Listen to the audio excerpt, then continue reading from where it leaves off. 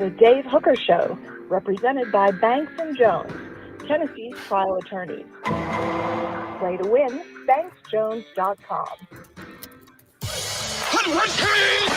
The Dave Hooker Show. A presentation of Off the Hook Sports. Objective insight, expertise, top guests. Available on YouTube, Apple, Spotify, and the Off the Hook Sports app. Download now for free. Also available on offthehooksports.com. I compute and obey. Now to Dave Hooker. Ready. Happy Thanksgiving if you're in Canada, or Happy Columbus Day, or Happy Natural Indigenous Day, or whatever the case may be. But while some of the bankers out there are off, we're still on Off the Hook Sports with Caleb Calhoun. I'm Dave Hooker, the show represented by Banks & Jones, Tennessee's trial attorney, banksandjones.com. Tennessee did indeed beat Florida. Okay, I want to be real clear there because there seem to be some fans that are taking that for granted, which is a head scratcher to me. Tennessee did not look perfect. Nico is not living up to expectations. I'll give you all of that, but let's remember that Tennessee still beat Florida. Our poll question, what's your biggest takeaway from the Florida game, is simply, Caleb, did Tennessee beat Florida, or I'm super worried about Nico? So we'll get that poll question up here momentarily. We've got a big program lined up as we will visit with Clint Lamb, who covers the Alabama Crimson Tide as Tennessee set to host Alabama. We'll also discuss what's wrong with Nico Iamaleava. Is Tennessee's unexciting win over Florida the most unexciting in the series? Jacob Warren, former Vol, will join us this day in Tennessee sports history. Also, stat of the day, the last look, brought to you by Campbell, Cunningham, Taylor, and Hahn. And we'll also discuss Kirby Smart shoving a player. A lot of people seem to be downplaying this based off what I've heard from not only Knoxville media and Georgia media, which I'm most tied into, but Caleb, I think this is a bigger deal than a lot of people are giving it credit to, or whatever the case may be. We're going to discuss that a little bit later in the program. The show represented by Banks & Jones, Tennessee's trial attorney, banksandjones.com. Caleb, how are you, sir? Well, I know we're both reeling because your Cowboys were humiliated yesterday, but I'm off that. I mean, for the season, I'm off that bandwagon. Let's just, and I tweeted this out. Yesterday, Jerry Jones turned 82. The last time he has had a significant victory, he was my age. That's kind of crazy to think about. I mean, seriously. I mean, really. I mean, that's when, like, I mean, I barely even watched half the game. I don't want to get into that. I'm good. I will forever be a Cowboys fan because I believe in loyalty, and I started rooting for them, by the way, when they were 1-15. Okay, and they were terrible in the '80s. So don't call me a bandwagon jumper. But as far as this season, I'm cruising on. I'm moving on. But well, did you see on my end where Will Levis? We're calling him 2 touchdown, 1 turnover Will. Because every game he leads his offense to 2 touchdowns, but he also has 1 really, really, really dumb turnover. And they had such little faith in them that trailing by 3 with 2 minutes to go, we punted it on 4th and 7. Okay, now it seems like Tennessee has less faith in Nico Iamaleava, which we're going to get to. I'm going to go ahead and say on the front end that that's good coaching by Tennessee. He's either not ready or his offensive line's not ready, and we're going to get into all of that. But playing him like a redshirt freshman instead of an established player, which we both thought he would be, right, Caleb? Yep. It's the right thing to do right now. Would you disagree with that? No, I don't disagree with that at all. I mean, you obviously still play him. It's I mean the way you handle him, you don't put him in position to make mistakes. For instance, when they were backed up at their own end, They ran the ball 3 times. You're just not going to go out there and be as aggressive as you were with Hendon Hooker. Yes. Also, just the nature of your team now is different. You couldn't rely on your defense to win games with Hendon Hooker. You can rely on this defense to win games. You can literally play old school 1998 football right now and say, "Hey, defense, go close this thing out for us." And totally agree. I totally agree. So let's go ahead and get to that right now. It will be 4 downs as we'll discuss 4 reasons why Nico Iamaleava has not lived up to the hype. And it's not all his fault. And I'm not saying jump off the bandwagon. I think he can still end the season as one of the better quarterbacks in the SEC. But the stats are the stats. And we have enough of a track record to know what Nico is at this point. So let's go ahead and get into it. 4 downs today brought to you by our good friends at Banks & Jones, Tennessee's trial attorney, banksandjones.com. 4 downs off the Hook Sports. 4 downs. 4 questions. 4 answers. The Dave Hooker Show. 4 downs. A presentation of offthehooksports.com. Okay, let's go ahead and set this up first.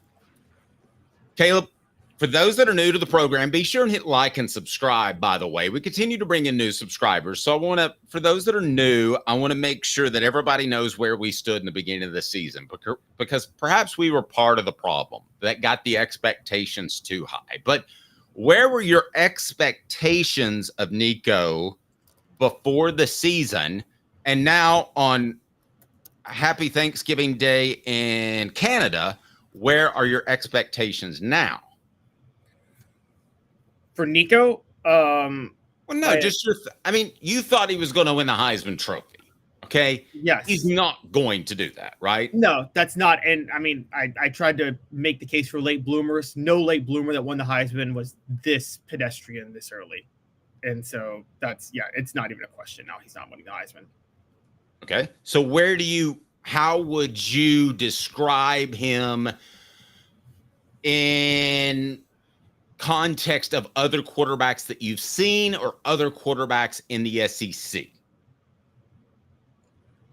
It's hard for me to say this, but he's definitely closer to the lower end. I don't know if it's the SEC, but he's reminding me of, there's some scary ones and there's some ones that you can be encouraged by. And I'm just going to throw these names out there, Dave, and you tell me if you can even give me Hank Kingsley or Tracy Morgan based on the names I can compare you to, because you might get scared with some. So let me start with one. This could be a good one. Cade Klubnik. Played ugly for a year, but is playing well now.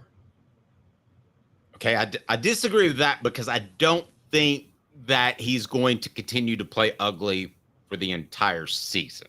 So Cade Klubnik pretty much had a bad year, right? I don't think that's going to be the case with Nico. All right, 3 more, and then I'll give you and then you can give me your thoughts. A Tennessee quarterback himself, T. Martin. Horrible the first 5 games at Tennessee as a starter, and then really turned it on afterward. I give him a little bit more credit for the run against Syracuse.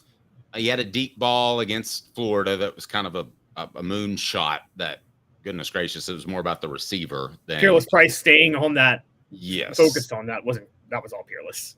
I agree. So I'm not really arguing with you, but I got to be honest with you. I think he won the game against Syracuse. I don't think that Nico has gotten to the point where he's won a game for Tennessee. So I would actually say that T. Martin through the early first half of the season played better in 98 than T. Martin now. Nico now, excuse me. Okay. 2 more really, really, really scary ones that you really hope he's not. Jackson Arnold and DJ Ukulele. He's not that. Now, the comparison that I brought up in my mind, not to you, so I guess I didn't really bring it up, but is Eric Ainge. I thought he looked incredibly antsy at LSU. I thought he looked antsy at times with a better offensive line in front of him than Nico currently has. I think that's the comparison. Now, I'm not comparing them as players, but it is natural to be antsy Caleb. I thought that Eric Ainge was always antsy that Brent Schaefer or Rick Clausen was going to end up taking his job. Whereas I think Nico's antsy because of, and we're going to get into this, but let's just start with the hype. I think he's antsy because he knows so much is on him right now. You know, I see what you're saying with Eric Ainge in the 2005 season, but that was such a mismanaged quarterback situation by Philip Fulmer, Randy Sanders, the team in general. Everybody mismanaged that in 2005. And so I think that wrecked Eric Ainge's psyche. But the difference between Ainge and Nico is that was Ainge's sophomore year. We saw Ainge play as a freshman. And Dave, he won games for Tennessee as a freshman, playing really well in a way Nico hasn't. I mean, he won that game against Florida with that game-winning drive to kick for the James Wilhoit field goal. Went to Athens and threw 2 touchdown passes to beat Georgia as a true freshman. I mean, we watched him win games, managing the offense more than making big plays. But at the same time, I can't even go Ainge. See, I saw with Ainge, I saw a complete and utter total meltdown his sophomore year that I haven't seen with quarterbacks before. Yep, and that was an issue because if you haven't heard us talk about it, I covered that team. Every single offensive player wanted it to be Rick Clausen. So we definitely, there's no argument that Eric Ainge was the more talented player than Rick Clausen, but you have to factor in the team to some extent. So let's get to 4 downs. Coop, what should people do if they want to be a part of the program? Cooper Mays here. Hit like and subscribe. All right, thank you. And we're going to talk a little bit of Iamaleava. Thank you. I'm just having fun with my buttons. Coop here.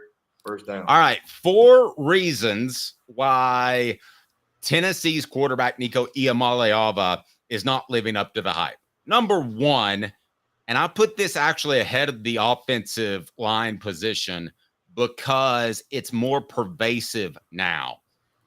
The offensive tackles undermined Tennessee, and we'll get to that.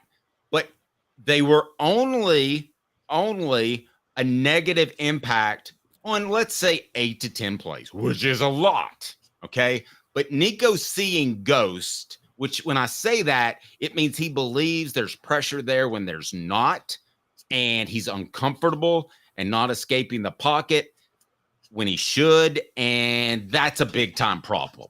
I mean, that to me is almost as big as the physical lack of ability that the offensive tackles will get to. But just watching him play football, doesn't it seem like to everyone that he's expecting pressure that sometimes is not even there? And then when he runs the ball, I don't think he's comfortable. This also could be partly because he is a first-year full-time starter. But I think seeing ghost is something that's really, really going on, and probably the most dangerous of the 4 factors and why Nico hasn't lived up to the hype that I'm going to list out. 100% agree. 100% agree. He's seeing ghost, and it's the last thing you want to have in your quarterback. But he is getting rid of the ball too quickly. But Dave, I think it's twofold. He's seeing ghost for 2 reasons. Yes, he's under a lot more duress because of the tackles. I think he's also just getting hit harder because, Tennessee went from dropping 69, 51, and 71 points, and then SEC play began, and they've dropped 25, 19, and 17 points in regulation of games. And I think that he's just getting hit more by SEC defenders. Along those lines, remember this. Not just Josh Heupel, but Josh Heupel in particular has pretty soft practices. They don't hit a lot. So I don't know how much he's ever been hit before the season started. And he certainly wasn't hit a lot against Chattanooga, NC State, Kent State, and teams like that. So, yeah, if he's not just seeing ghost. I mean, there are dudes there, but I think he's seeing ghost. And I don't know that he's been hit 5 times in a day since he played high school football before this season. I mean, was he hit 5 times against Iowa? I don't think so. I mean, if he was hit, it was because he was scrambling and he was tackled. But, Dave, as a quarterback, that being tackled on a scramble is nowhere near the same as getting waxed in the pocket. It's a totally different thing. Okay, well, I think the ghosts are the most dangerous. I'm going to say this one has caused it all. Cooper Mays here. Second down. It's offensive tackle. Not only do they not pass protect, they limit Tennessee on what they're able to do to roll Nico out. because that puts them in a bind because whether you're talking about Lance Hurd or John Campbell Jr., who, God bless him, is playing through a bad bursa sac in his ankle, and he's doing the best he can. Lance Hurd's been very underwhelming. You can't roll him out because that puts them in a bind because they've got slow feet. And more so than that, they get called for holds. Lance Hurd has gotten called for false starts. The offensive tackle position is just, and I don't throw this out there lightly, has just been an F-. It's the worst of these four concerns, but it's not the one that I'm most concerned about. That would be ghosts. Yes, I mean, the offensive tackle play, we're going to get into it, but they have been absolutely atrocious. You're right, Campbell's banged up.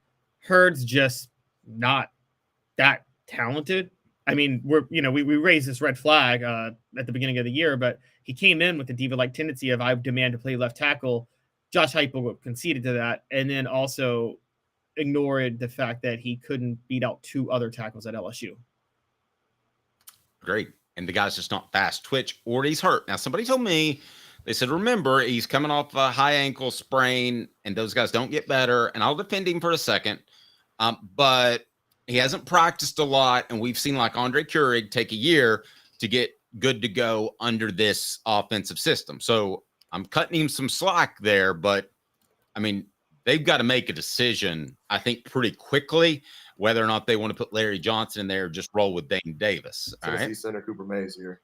Third down. All right. Third down is this, and you're not going to like it. The playbook is limited for good reason. 4 downs brought to you by our title sponsor, Banks & Jones, Tennessee's trial attorney. Other attorneys say they'll go to trial. They won't. BanksandJones.com. Well, it's because they're Tennessee's trial attorney. You can play to win with Banks & Jones because they'll go to trial. You've heard of other lawyers. They say they'll go to trial and fight for you. They won't. They just want to settle. That's the easiest way out. Well, that's not Banks & Jones, led by T. Scott Jones. They won't settle. They'll go to trial for you. Tennessee's trial attorney. They play to win. Truly, Tennessee's trial attorney when it comes to criminal defense or personal injury. Why settle? It's Banks & Jones. T. Scott Jones. BanksandJones.com. All right, Nico has 3 interceptions, and they all occurred in well, 2 of them occurred are just terrible reads in the middle of the field.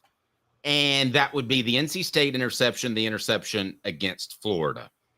Caleb, that's just through 6 games. Now, if you want to go back to the guy he's always going to be compared to, Hendon Hooker threw 2 interceptions through the entire season. He was hurt in the South Carolina game, as we know, but played 11 games. Caleb, the playbook is limited because they don't trust Nico right now to make reads over the middle. And that makes Tennessee's offense very 2023-like.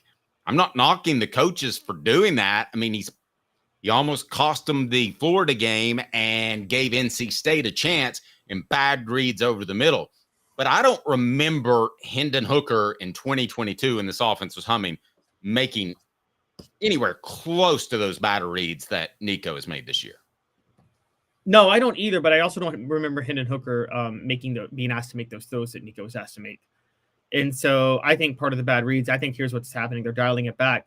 I think they threw a lot more on Nico than they typically throw on a quarterback. And because he can make certain throws. I don't think they did last week, and maybe before that. No, they backed off last week. But yes, but what I'm talking about is before that. Yeah, no, I think they put a lot of pressure on Nico to make certain throws. Again, Hendon Hooker was never really asked to throw over the middle. So well, but you say that, but there were a lot of the deep slants. I mean, he didn't throw the short slants and drags over the middle and the dig routes as much, but they weren't afraid to call anything in the playbook. Let's put it that way. I think they're afraid to call some things in the playbook with Nico. Is that fair? Yeah, that's fair. I can give you that. But I think a lot of I think they weren't afraid at the beginning. I think they're afraid now, and I think they don't know how to reset the clock with Nico because of how they practicing with him throughout the preseason.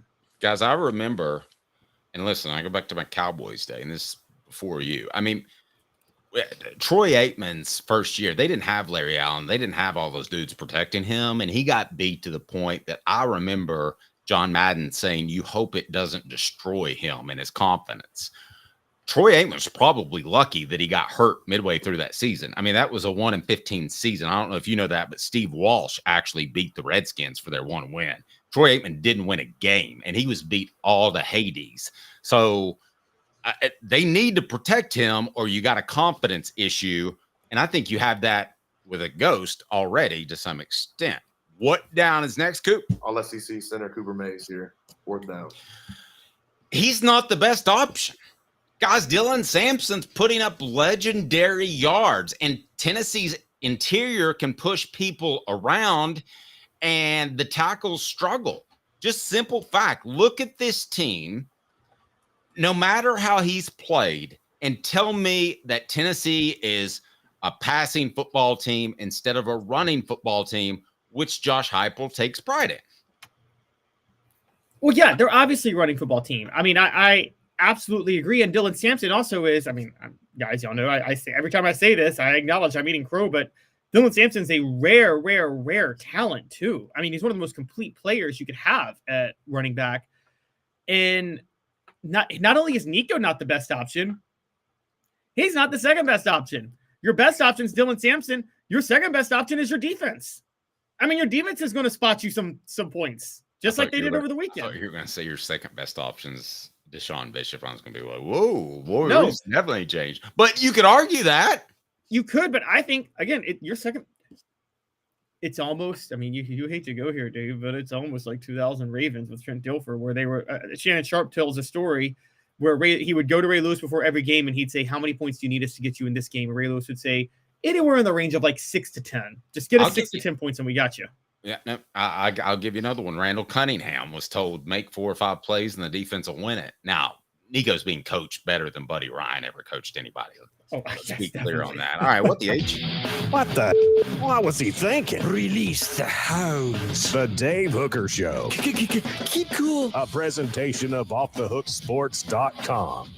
Okay, you proposed this, and I'm going to let you roll with it because Caleb has some of the best news judgment of anybody I've been around. And he asked the question, is this the Vols' most unexciting win over Florida ever? I don't even like the premise, Caleb, but I like you, so I want to do it because there should be no such thing as an unexciting win over Florida. Tennessee's fan base, come on. You just beat Florida. That's a game that you've been vexed for 30 years. So I don't get it, but Caleb, where does this win rank among the most unexciting wins in the Tennessee-Florida football series? By the way, I'll update you on the poll question, and that is the biggest takeaway from the Tennessee-Florida game. Tennessee beat Florida, 46%.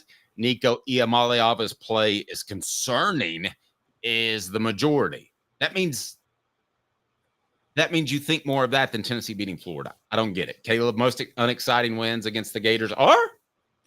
Yeah, since Tennessee started playing Florida annually back in 1990, this is by far the most unexciting win they've had over Florida. Now, to be fair, they haven't had that many wins over Florida since 1990, but let's just go through them real quick. In 1990, Dave, that was Steve Spurrier's first year at Florida, and I think Florida was undefeated going into that game. They were number 3. Tennessee was in the running for an SEC title. Florida was on probation. And Florida was number 9, but they were undefeated. And they were the hot, what you call nouveau riche program under Spurrier. It was very clear what was happening. And Tennessee just draxed them 45-3. 92, Florida was ranked number 4, heavy favorites. And with a new quarterback in Heath Schuler and an interim coach in Philip Fulmer and a monsoon that I think you told the story, a lot of girls were white that day because it wasn't. That was my greatest day as a college student. Uncle Dave's story. I go there and it's not supposed to rain, or we don't all have phones to tell us the weather. And so you wear either orange or white in the student section. and a lot of ladies chose to wear white that day, and it rained. So it was like a big wet t-shirt contest. This is where I met my wife, okay? So I'm okay there. And there's not a lot of days where that's the case. But I just remember being there when Tennessee beat Florida, and I was like, man, this college thing, this is what it's all about. That's great. And yes, I decided to make a 6-year career out of it. And so you could clearly see why that was an exciting win over Florida. I could see a lot that day. Yes. 98, do I really need to explain why the 98 win was more exciting than this one? Like No. Yeah. Do I really need to explain why the 01 win was more exciting than this one? No. I mean, 03, that was a bad Florida team, but it was in the swamp, and you beat them by 2 touchdowns. More exciting than this one. 04, the James Woolhoit 50-yarder, more exciting than this one. 2016, you come back from, you erase a 11-year winning streak with an amazing second half of play. Very exciting. The only close one is the win over Florida 2 years ago, and I still think even that one was more exciting than this one. The last time, this is the least enthusiastic win over Florida for Tennessee. I'm going to go back to, it's a notable game because it would be the last time they beat Florida in the swamp in 30 years. But in 1971, Tennessee played at Florida. They were coming off a 10-9 loss at Auburn or against Auburn. And Tennessee went 99.5 yards to score a game-winning touchdown to beat Florida 20-13 in 1971 at Florida on October the 2nd. But that was kind of like this game, Dave, where it's like, man, they just had a loss they shouldn't have had against Auburn, and now they had this thrilling win against a team they shouldn't have needed a thrilling win against. Kind of concerning. Okay, let me ask you this. Would the win be more exciting if it wasn't Alabama coming up and Tennessee hadn't slipped up against Arkansas? I mean, is how important is the backdrop to this win not being exciting? Very important. That last thing you pointed out is the key. And maybe we could do a power rankings of what are the biggest reasons this is not exciting. Because Tennessee lost to Arkansas the week before, because the offense is struggling, because this is a bad Florida team they should have blown out, or because Alabama's coming up the next week. I mean, all of those things are on the table for this. If you want to reset the poll question on YouTube, you can. I think the other factor that makes this non-exciting is that Billy Napier looks like he probably still hasn't found his way back to Gainesville because he looks so lost on the sideline. No, really. I mean, when you beat Steve Spurrier, or when you beat Nick Saban, or when you beat a coach of any quality whatsoever, you feel better about it.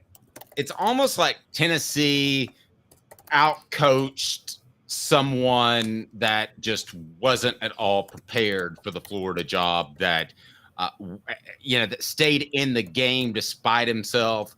So I think beating Billy Napier was a part of it, because that guy looked incredibly lost the whole time. I mean, I joked around about it, but it was kind of like at the guy at the nursing home that you're like, Billy, it's 4th door on the right. That's been your room for the past 4 years. So, I mean, he just looked lost. It didn't look like a big win, partly because of Billy Napier. I still say it's a monstrous win, and Tennessee fans should be over the moon right now, because I'll go back to this, Caleb. I think all of college football is better. What happens? Arkansas is able to go out and get a couple of players, happens to be from Tennessee, that made them a better football team. Vanderbilt's able to go out and get a quarterback that's made them a better football team. So I think the level of play is much higher right now, and that's causing games to be closer, and that's a survive and advance mentality like the NCAA tournament. I mean, that's what a lot of people are saying, but I also think that part of this is, if you're a Tennessee fan, you're like, can we get one blowout against Florida? Can we just get one game against Florida where we just enjoy blowing them out the way they've done to Tennessee for like so many years? And they thought this was the year to do it, and you still had to eke it out. And Dave, it's funny you bring up the whole Billy Napier. Florida had 6 red zone trips and 17 points because of Billy Napier's coaching. And yeah, I'm sorry. They had 4 and 3 points. No, they had 6 red zone trips and 17 points. Okay. I know out of the 4, at one point they only had 3 points. This is exactly like the 98 win over Florida was, because the Tennessee was outplayed and kind of got lucky with some breaks to win. But in 98, you're like, it's Steve Spurrier, the number 2 ranked team in the country and one of the best defenses. This is Billy Napier's Florida Gators that are bad, and you needed that to win. And so I think it's more just people are concerned because of it. And so, yeah, it's the lack of excitement is – I've never seen this before, and I just want to bring this up real quick. It reminds me of 2003 Alabama. When Alabama, it was Mike Shula, Alabama. They were bad. They went 4-9 that year, and Tennessee needed 5 overtimes to beat Alabama on the road that year. And they had been coming off a 2-game losing streak to Georgia and Auburn. And, yeah, it's like that. I see Jacob Warren. We're getting right to him. Can I give a quick Uncle Dave story about Mike Shula? Sure. SEC Media Days, I knew where to post up to be the first to get interviews because we used to pride ourselves when I worked with Jimmy Himes of interviewing every single player. And I go up to Mike Shula. You got to remember, this is in Birmingham, so there's like 5 million Alabama fans getting in my way that I would like to push down. So he comes up and I say, hey, Mike, do you have a minute? He goes, sure. And then he looks around and sees the crowd and the number of media. This is his first year and just goes, I got to pee. Just like Forrest Gump, and immediately had to go to the restroom because it was not because he had to go that bad. He was ready to do the interview, but he was blown away by the people there. Jacob Warren will blow you away next. Former Vol. Sorry, Jacob, I'm running a little bit later. Hang tight. 2 minutes off the Hook Sports. 19 years this year. Well, I've been in the community since 1993. You're getting a lot of information. Unlike when you were working, they made the choice for you. Now you have to make the choice. Come to us and let us help you make it easy. Call Medicare Misty, MedicareMisty.com or 423-777-5577. Let us help them sleep at night. And we call her Medicare Misty. Now in its 45th year, the second and third generations continue Joe Neubert's commitment. His vision of what this business needed to be, we still try to live up to that. If we wouldn't put our family in it, we're not going to put their family in it. If you're going to say that you're doing the best work in Knoxville, now saying it's one thing, producing it and providing it's another. The largest family-owned collision center in Knoxville is Joe Neubert Collision Center. Are you ready to get strong? At NFC, we offer top-notch weight training and functional fitness, so you can build strength and improve your performance. Join today at nfc1.com or stop by any one of our 7 East Tennessee locations. Why Banks & Jones? Well, it's because they're Tennessee's trial attorney. You can play to win with Banks & Jones because they'll go to trial. You've heard of other lawyers. They say they'll go to trial and fight for you. They won't. They just want to settle. That's the easiest way out. Well, that's not Banks & Jones, led by T. Scott Jones. They won't settle. They'll go to trial for you. Tennessee's trial attorney. They play to win. Truly, Tennessee's trial attorney when it comes to criminal defense or personal injury. Why settle? It's Banks & Jones. T. Scott Jones. BanksandJones.com. The Dave Hooker Show, represented by Banks & Jones, Tennessee's trial attorney. Play to win, BanksJones.com. You're listening to The Dave Hooker Show, a presentation of OffTheHookSports.com. The internet is full of pictures of each and every one of you. Available on YouTube, Apple, Spotify, and the Off the Hook Sports app. Download now for free. Is there nothing you people can't do? Also available on OffTheHookSports.com. Let's go ahead and bring this guy in here right now as we love visiting with him. His appearance brought to you by Peak IV Hydration. If we can drop that in the chat, I would greatly appreciate it, Caleb, as Peak IV Hydration has a location in Sevierville and South Knoxville, but they've also got the patch as well, Jacob. So they're fantastic. I know you're big fans. Tell us about Peak IV Hydration. Oh, yeah. Like you said, 2 locations. If you click the link, you can kind of check out just what they do and kind of what's special about their product and just the things that they're able to do for everybody, right? Not just athletes like myself, but just people living their everyday life that just want to feel as good as they possibly can from a hydration standpoint. And so I definitely encourage everybody to go check it out. Good stuff. All right. Now, 2 years ago, beating Florida was incredible. And this, year, for some reason, it feels different in the community. I'm just curious what you've sensed after the Florida win that I think still should be celebrated, but there seems to be as many questions as excitement coming out of that game by some in Tennessee's fan base. Yeah. I'll start by this, right? I think winning games in the SEC is one of the hardest things to do in the sport, right? And I think that, any win is a big win. And obviously we all think that, we all are very excited, like you said, that they won the game. And yeah, you sit there and you just wonder, okay, what is it, right? You start trying to point fingers, and you can point it, at the offense. You can point at the specific groups on the offense. You can say the defense didn't do, this in this specific scenario. At the end of the day, I think it is just the biggest deal to win games. As we continue to move on, if the offense has these days where they don't score in the first half, or it's a low scoring first half, but they find a way to win the game, I think everybody should just be happy with it. Just be happy that we're winning the game. Obviously, the goal is to go out there, put good ball out there, entertain the fans and the people that pay all the money, and obviously you want to play well and score a lot of points for yourself as well, but end of the day, man, it's about that win column. And if we can continue to add to that and not add to that loss column, me personally as a fan now, I'm happy. But for sure, you would love to see, the offense we've seen in the past where, it's explosive and hitting those deep shots down the field that it just seems like we're just kind of off on right now, or, hitting those big runs, whatever it may be. I think that, it's getting to a point in the season where it's either, we figure it out and, we continue to have success, continue to win games, or we don't. So, it'll kind of be, you'll see that'll be the determining factor, as we continue to go through these tough games. I'm the old guy in the group.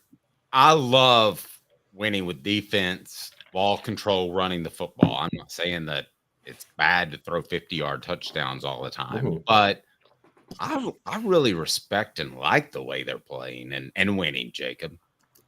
I think I agree with you. And again, it's not the popular opinion at all. I think that, again, just because of the way that Tennessee has won in the past, this doesn't look like what it usually looks like. It doesn't look like, these big, huge plays and all this other stuff. But again, like when you really break it down, you really watch kind of what's going on is, you can say it's just not execution or whatever, or you can kind of look at it as, okay, maybe they're truly trying to take, a little bit different of an approach. And I'm not saying it's working perfectly, because we end up in a game in overtime and have to squeeze one out in overtime. And then you end up losing to a team like Arkansas, you know what I'm saying? So I'm not saying it's going to perfection if this is the strategy, but they're finding a way. And like you said, it's cool to see a defense just be, maybe put in a bad situation, a sudden change or whatever, and go out there and really support their guys on the other side of the ball like that.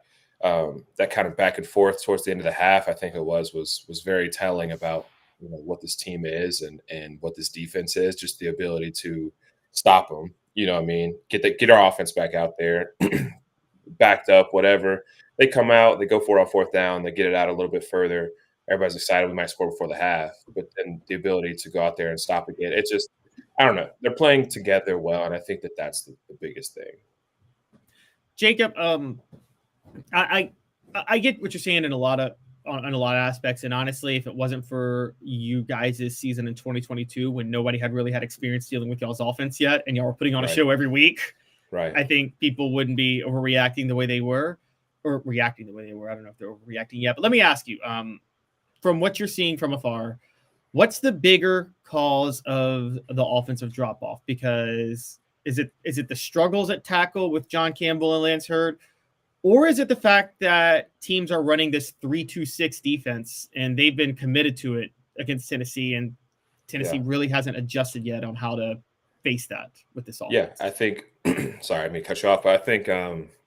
No, I think the longer that this offense goes and the longer that people see these schemes are running, obviously we're getting further into the season, so people have more recent film of what we're running and of what we're doing, front seven wise, but also what they're doing on the perimeter and kind of getting the beat on what's going on. I think, if the team does a really good job of preparing, I think that could definitely be something you're saying is like, okay, maybe this defense really just isn't a prime premier look to be running some of these plays into.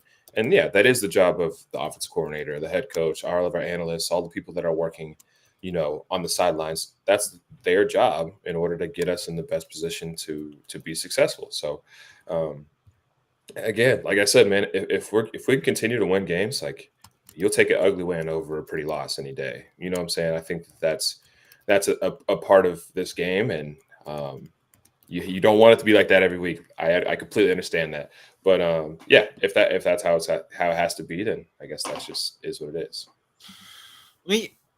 Compared to your preseason expectations of Nico, yeah, where has he reached those? Has he fallen short? What are your thoughts on Nico's play this season?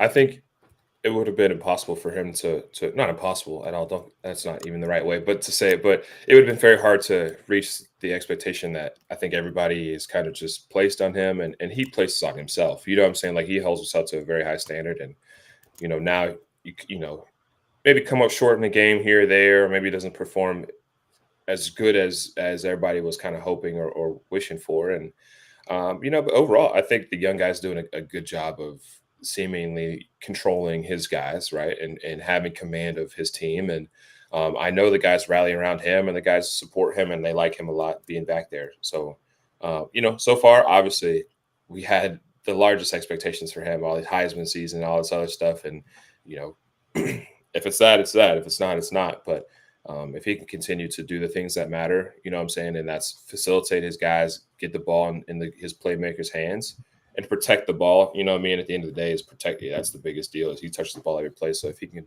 protect that ball and get his guys in the right spots, I think he's doing just fine. Yeah, so Jacob, what do you think of with the changing defensive schemes? Do you think that do you notice the interior of the line? Cooper Mays, Javonte Spraggins, and Aldrich Herrick. I want to talk a little positive for a minute. Does it seem like they're doing – how good of a job do you think they're doing of wearing teams down in the fourth quarter? Because I felt like Heupel shouldn't have even put the ball in the air in the fourth quarter, because it seemed like Dylan Samson was gashing them by that point.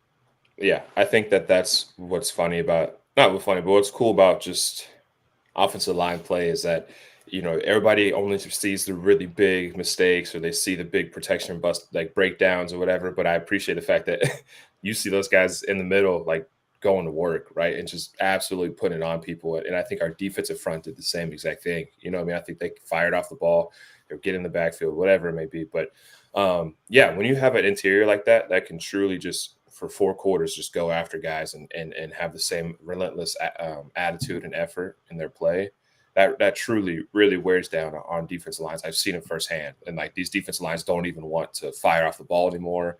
They don't want to get in their stances. They don't want to make their stunts. Like, everything just slows down. And that's when you see those runs at the beginning of the game that are, 2-3 yards, maybe even like a no gain. You see those runs turn into 5s and 6s. And then you see Dylan Sampson bring a big one. And you wonder, like, okay, what changed? It's really just, it could have been the same exact play. It's just the way that the offensive line has been able to just be physical in the middle and handle business has really opened up doors for Dylan Sampson to have many huge games. That he had 112 or 113 or something yesterday, 3 touchdowns, like had an amazing day, and is really on track. I saw some comments, is really on track to, school record and rushing yards and touchdowns and all this other stuff. So for sure, credits to those guys that are doing a lot of work for him.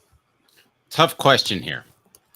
What's been more impressive, the defense or Dylan Sampson?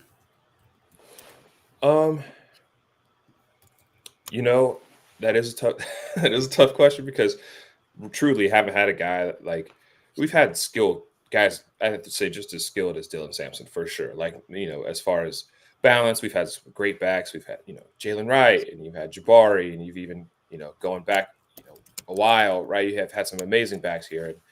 And, so I don't want to discredit them, but, he's doing things that people haven't really done in a while, right? He's on pace to set records. So I think it truly is very, very impressive from my perspective of what Dylan Sampson's doing.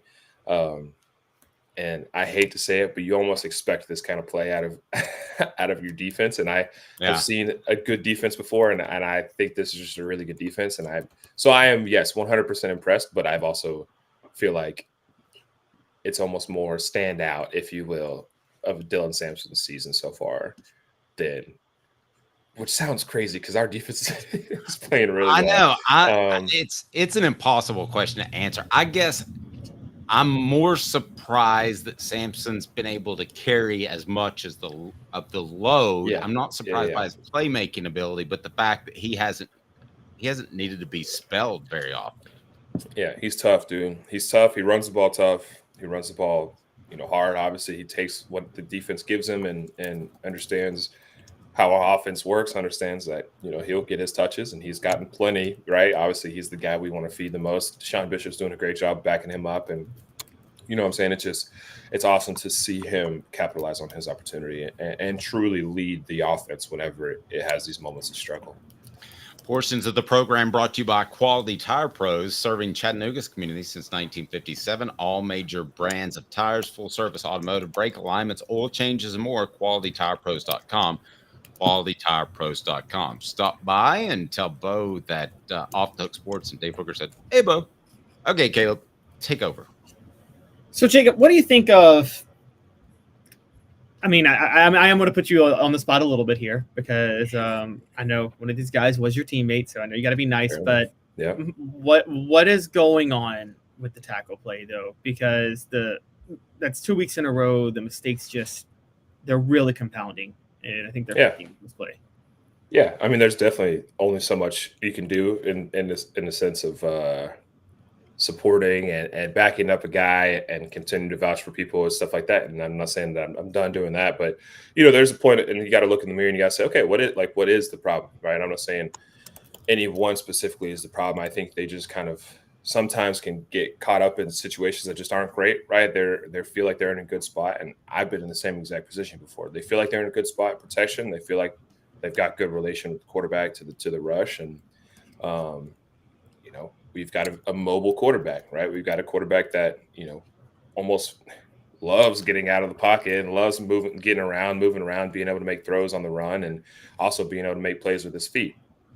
I think when you have a guy like that, it's kind of like hit or miss of whether he's going to be in that pocket, whenever you're at the back of your set. So you see a lot of, I saw a chat. I was literally just about to talk about this, saw a chat that said it's really just Nico scrambling and getting out of the pocket and our guys holding on, right? I think that's such a natural reaction when you feel your guy separating is to grab. And you truly see them get stuck in just some bad spots here and there.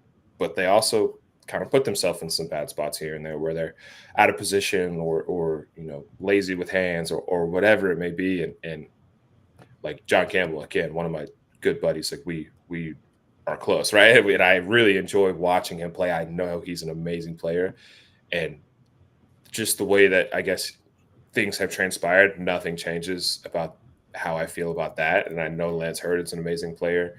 They wouldn't have brought him here if he wasn't.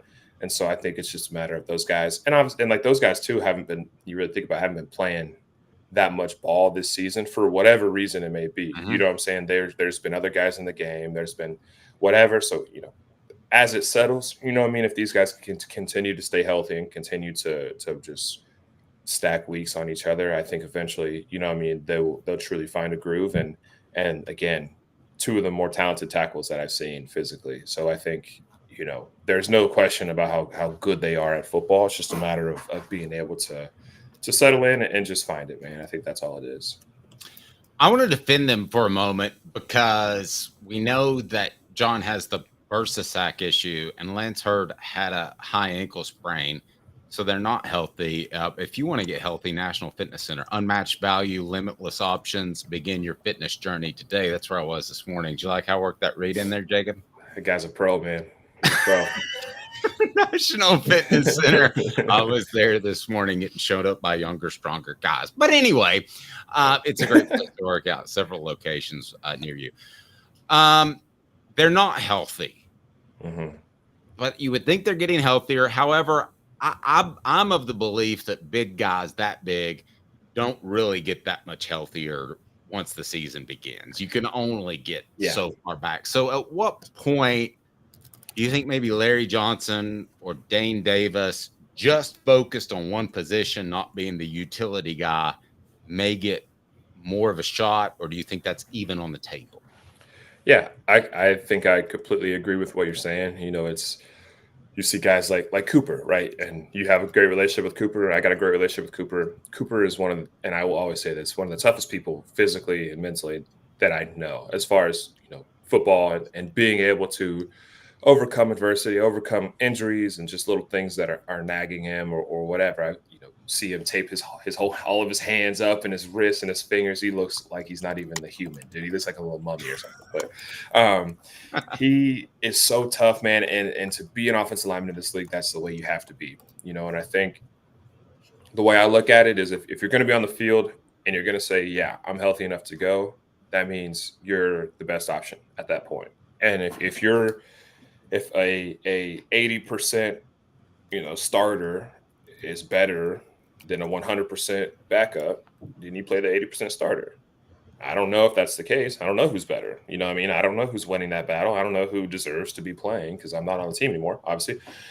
But that's always my thing on it is like, yeah, if the starter might have an injury or whatever, if he can't perform as good with his injury than the backup, that's why you have backups. That's why you create depth in your rooms, is to be able to rely on guys to step in and to make plays for you. So, again, if that's the case, that's the case. I don't make those calls, and I happily do not have to make those decisions. But, you just got to trust that the coaching staff and the guys will be honest with themselves and put the best guy on the field to get the job done. Well, great stuff as always, Jacob. Again, I think I'm befuddled that Tennessee fans aren't more excited about a win against Florida. I don't care how it happened. I agree. I agree. Yeah, and I mean, we had a poll question earlier. The biggest takeaway from the Florida game was concerns about Nico or the fact that they won, and concerns about Nico trumped it. I mean, that's the other thing that, again, I'm older than you, but Caleb remembers this. Used to be if you lost a game and there was just a 2-team championship game, you probably weren't going to make it. You weren't making it, right. But now it's 12 teams. I mean, if they handle business against Alabama, which is a big if, but if they do that, and they're beatable, then you go into an off week and you're able to get those tackles healthier and better. I think it's all out there, and I don't understand some negativity. I can almost 100% guarantee you that is the exact message that Coach Heupel is saying. Everything is out in front of us. I remember that's always been the motto. That's always been the way that he's felt, is that regardless of what's happened, everything is in front of us. Like, nothing is behind us. Nothing you can change. Nothing you can do about the last games, whatever. It's just a matter of, putting one foot in front of the other and just going out there and doing it. And I, again, 100% agree with you, man. I think nobody, I've said this many times, nobody in the world, no Vol fan, no anybody wants to win more than the guys in that room. So I will tell you, they will do everything that they can to win these games. And I promise, like, regardless of the struggles, regardless of anything, like, this game is tough. And so I would just say, have some mercy, man, and just be a fan. Just enjoy going to the games. Enjoy, listening to the guys talk to the media. Enjoy, seeing the guys' reactions on the sidelines. Like, this is what this sport's about, and just continue to support the guys, support Coach Hype, support Nico, support our tackles, like, support everybody, dude, because they need it and they appreciate it more than I think a lot of people know. So, well, yeah, I appreciate you, Jacob. Have a blessed day. Again, Peak IV Hydration. People can order the patch online. They've got like 1 million 5-star Google reviews. I've used the energy patch, and it's absolutely fantastic. Yeah, they're the real deal, man. Go check them out. Thanks, Jacob. I appreciate it. Jacob Warren, former Tennessee football player, VFL. I don't like saying former anymore, but I also don't like saying VFL because Derek Dooley made that up. He actually stole it from Fred White, but that's a whole different story. I'm not going to go Uncle Dave on you now, but we'll go Cousin Caleb here in a second as he'll bring you this day in Tennessee sports history. And it's brought to you by Medicare Misty. Wherever you're watching, she's licensed in over 40 states, so she can take care of your Medicare needs at no charge to you. 19 years this year. Well, I've been in the community since 1993. You're getting a lot of information. Unlike when you were working, they made the choice for you. Now you have to make the choice. Come to us and let us help you make it easy. Call Medicare Misty, MedicareMisty.com or 423-777-5577. Let us help them sleep at night. And we call her Medicare Misty. All right, Caleb, this day in Tennessee sports history is? Well, it's a great time to do it this week. Today is the 29-year anniversary of Tennessee exercising one of their most frustrating losing streaks of all time. It was 29 years ago today that they went to Birmingham and draxed Alabama 41-14. First play of the game, 1995. Peyton Manning hits Joey Kidd across the middle for an 80-yard touchdown. And it just felt like, didn't it seem like that game, Dave, like once they hit that, they just wanted to unleash all 9 years of frustration in that one game? It did. It did. And that one play, I think that Joey Kent's still selling prints of that play, the play design. It was just a really gutsy call out of the chute, I thought, by David Cutcliffe. They obviously saw something. And, I mean, that's how you exercise demons. That's how you flip a series that's been one-sided as you come out of the chute.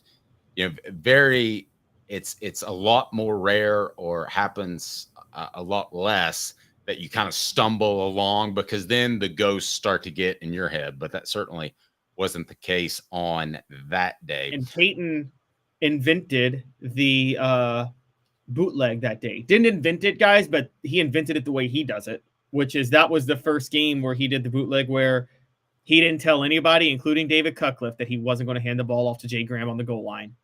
And nobody knew about it. And John Ward literally goes, "This will be Graham." "No, it's Manning." And then the cameras were all stuck on Graham for a minute. And like literally nobody knew that Peyton Manning kept the ball and walked into the end zone. He ran that play in the NFL too, and ran to the once against Vanderbilt, where he wouldn't tell his players. I can't help but wonder, if you go back in history, had that not worked, would he have ever done something like that again? I mean, like, if there's a safety staying at home or a corner staying at home and he just comes up and smacks the you-know-what out of Peyton, would he ever have done that again? That's a really good question. I think Peyton's smart enough to know it could still work, so he would do it again. My favorite is against, I'm sorry to bring it, but it was against your Cowboys, because he runs it, and DeMarcus Ware still almost called him. When he goes, that was 39-year-old Peyton Manning, clearly was old at that point, or 37-year-old, whatever. But like, Peyton took how long to walk into the end zone after doing it? Oh, wow. Campbell, Cunningham, Taylor, and Hahn. Life is better when you see better. Look at me. No contacts, no glasses. CCTeyes.com. Local vision centers that will take care of you as well. CCTeyes.com. Coming up, Kirby Smart has an issue. And I guess fortunate for him, it doesn't have to do with his players driving like Mario Andretti on the streets of Athens, but it has to do with him shoving an opposing player. While I think this is bad for the SEC, a bad look for Georgia, and Kirby Smart should be suspended for a game. With Caleb Calhoun, I'm Dave Hooker, 2 minutes off the Hook Sports. Commercial Bank is your neighborhood bank. What makes us different from other banks? We understand that every customer has unique opportunities, challenges, and financial concerns. We don't expect you to fit into the same box as the next person or business. Whether it's purchasing a home, saving for your child's future, or planning for your next vacation, we're with you every step of the way to navigate life's big decisions. Commercial Bank. Life made better. Sports Treasures in North Knoxville is one of the South's largest sports cards and memorabilia dealers, featuring over 10 million sports cards from vintage to modern. Sports Treasures carries a full line of hobby boxes, singles, autographed memorabilia, Tennessee Vol collectibles, fan cave decorations, and so much more. See a museum full of collectibles at Sports Treasures, 4819 North Broadway in Fountain City, and Sports Treasures on Facebook. Sports Treasures, where the real sports fan goes to shop. With our brand new location on Emory Road, Eye Care Optical is bringing East Tennessee's best eye care to your neighborhood. Doctors Johnston and Combs offer unmatched expertise and care without a trip to Knoxville. Eye Care Optical, now in Powell. Are you ready to get strong? At NFC, we offer top-notch weight training and functional fitness, so you can build strength and improve your performance. Join today at nfc1.com or stop by any one of our 7 East Tennessee locations. When the lights turn on and the game begins, you need a team you can rely on. Ray Varner Ford in Clinton's strong lineup of vehicles is crafted with the same dedication and hard work that drives our community. Experience quality and value in this pre-owned 2018 Ford Mustang convertible, 24,550, 2023 Ford Bronco Sport Big Bend, 29,789, 2022 Ford Escape SEL all-wheel drive, 26,975. Local you trust, pre-owned vehicles you can afford. Ray Varner Ford, built for the game. The Dave Hooker Show, represented by Banks & Jones, Tennessee's trial attorneys. Play to win, banksjones.com. You're listening to The Dave Hooker Show, a presentation of offthehooksports.com. The internet is full of pictures of each and every one of you. Available on YouTube, Apple, Spotify, and the Off the Hook Sports app. Download now for free. Is there nothing you people can't do? Also available on offthehooksports.com. Does anyone out there remember Woody Hayes? Caleb, bit before your time, bit before my time. Do you remember Woody Hayes? I obviously don't remember him, but I know everything there is to know about Woody Hayes, so I know where you're going with this. Yeah. He punched a player on the sideline, which essentially led to his demise. They tried to keep him, and then the pushback was just too strong. Kirby Smart did not punch a player, to his credit, but he certainly pushed one. Let's pull up that clip, and I'll ask you, should Kirby Smart be suspended for pushing an opposing player? Now, he's not going to be, but I'll ask you the question, and I'm going to give you a couple of options. Yes, it was abhorrent. That's one. No, it wasn't that bad. And then lastly, I'm going to give you no, Georgia will get preferential treatment, because there is no Nick Saban anymore. There is no Alabama dynasty like it was. So now the bell cow program of the SEC moving forward, especially with Alabama's struggles, is Georgia. It might end up being Texas, but right now, if anybody's going to get preferential treatment, it's going to be Kirby Smart. I think Nick Saban at times got preferential treatment, some things that he did and said. So let's pull up the clip now. This is against Mississippi State. And for our audio-only listeners, go ahead and illustrate this with your beautiful words, Caleb, and tell me what's happening here as we all watch it. So this is a random play run between Mississippi State, Georgia. Mississippi State player runs out of bounds, and Kirby Smart runs up and shoves the heck out of the Mississippi State quarterback and starts screaming at him. And I still can't tell, Dave, and you tell me, I'm going to steelman Kirby Smart first, not steelman. I'm going to give him the benefit of the doubt, and to where some people got the vibe that he was trying to scream at a Georgia player and didn't notice a Mississippi State player in the way, but I'll let you determine if you think that's the case. Okay. So here we go.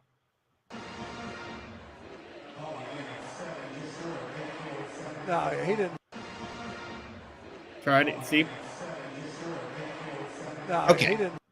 I thought that he was screaming at a Georgia player, but I can see where that could be a great area. It doesn't really matter. He pushed him out of the way on the sideline. There is no question in my mind that Kirby Smart should be suspended. but he won't be because of the clout he has with the SEC. Caleb, is this a suspendable offense? Now, let's keep in mind that Sonny Dykes was thrown from a game for continuing to, this happened this season, thrown from a game for continuing to argue with the refs. So this wouldn't be uncharted territory, but I'm just going to say, if this happened to Wyoming's coach, he would be suspended. But the fact that it's happening or happened, Kirby Smart did it, he won't be suspended. Do you agree or disagree with that sentiment? I agree, and I'll go a step further. If this happened to Brent Venables, if this happened to Shane Beamer, they'd be suspended. If this happened to Jeff Levy, he'd be suspended.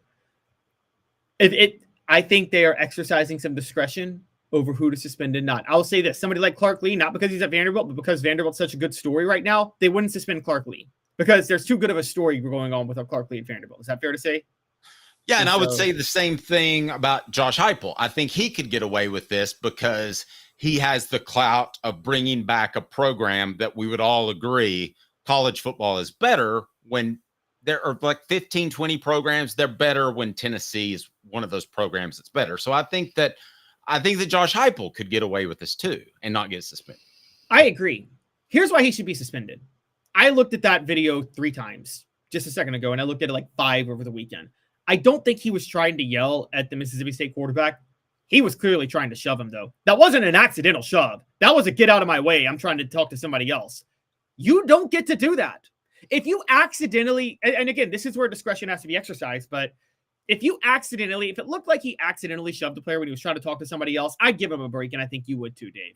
You would be like, maybe control yourself, but don't suspend him. No, he purposely shoved that Mississippi State player out of the way so he could go talk to another player or yell at another player or ref at Georgia. Unacceptable. You have to suspend him. Because I want to say this, and I want to say this right now. Coaches are in a power position. Even in the age of NIL and transfer portal, coaches are still in the position of authority. What the heck do you think would happen if a player shoved an opposing coach? Ooh, now I hadn't even thought about that.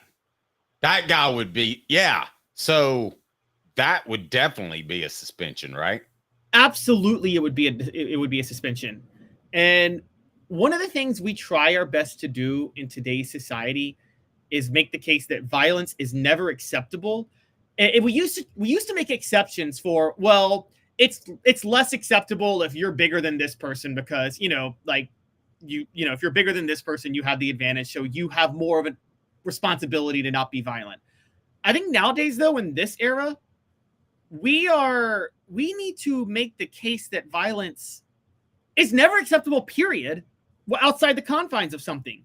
Now, again, when I say outside the confines, y'all are going to call me hypocrites because last week I defended Amari Thomas.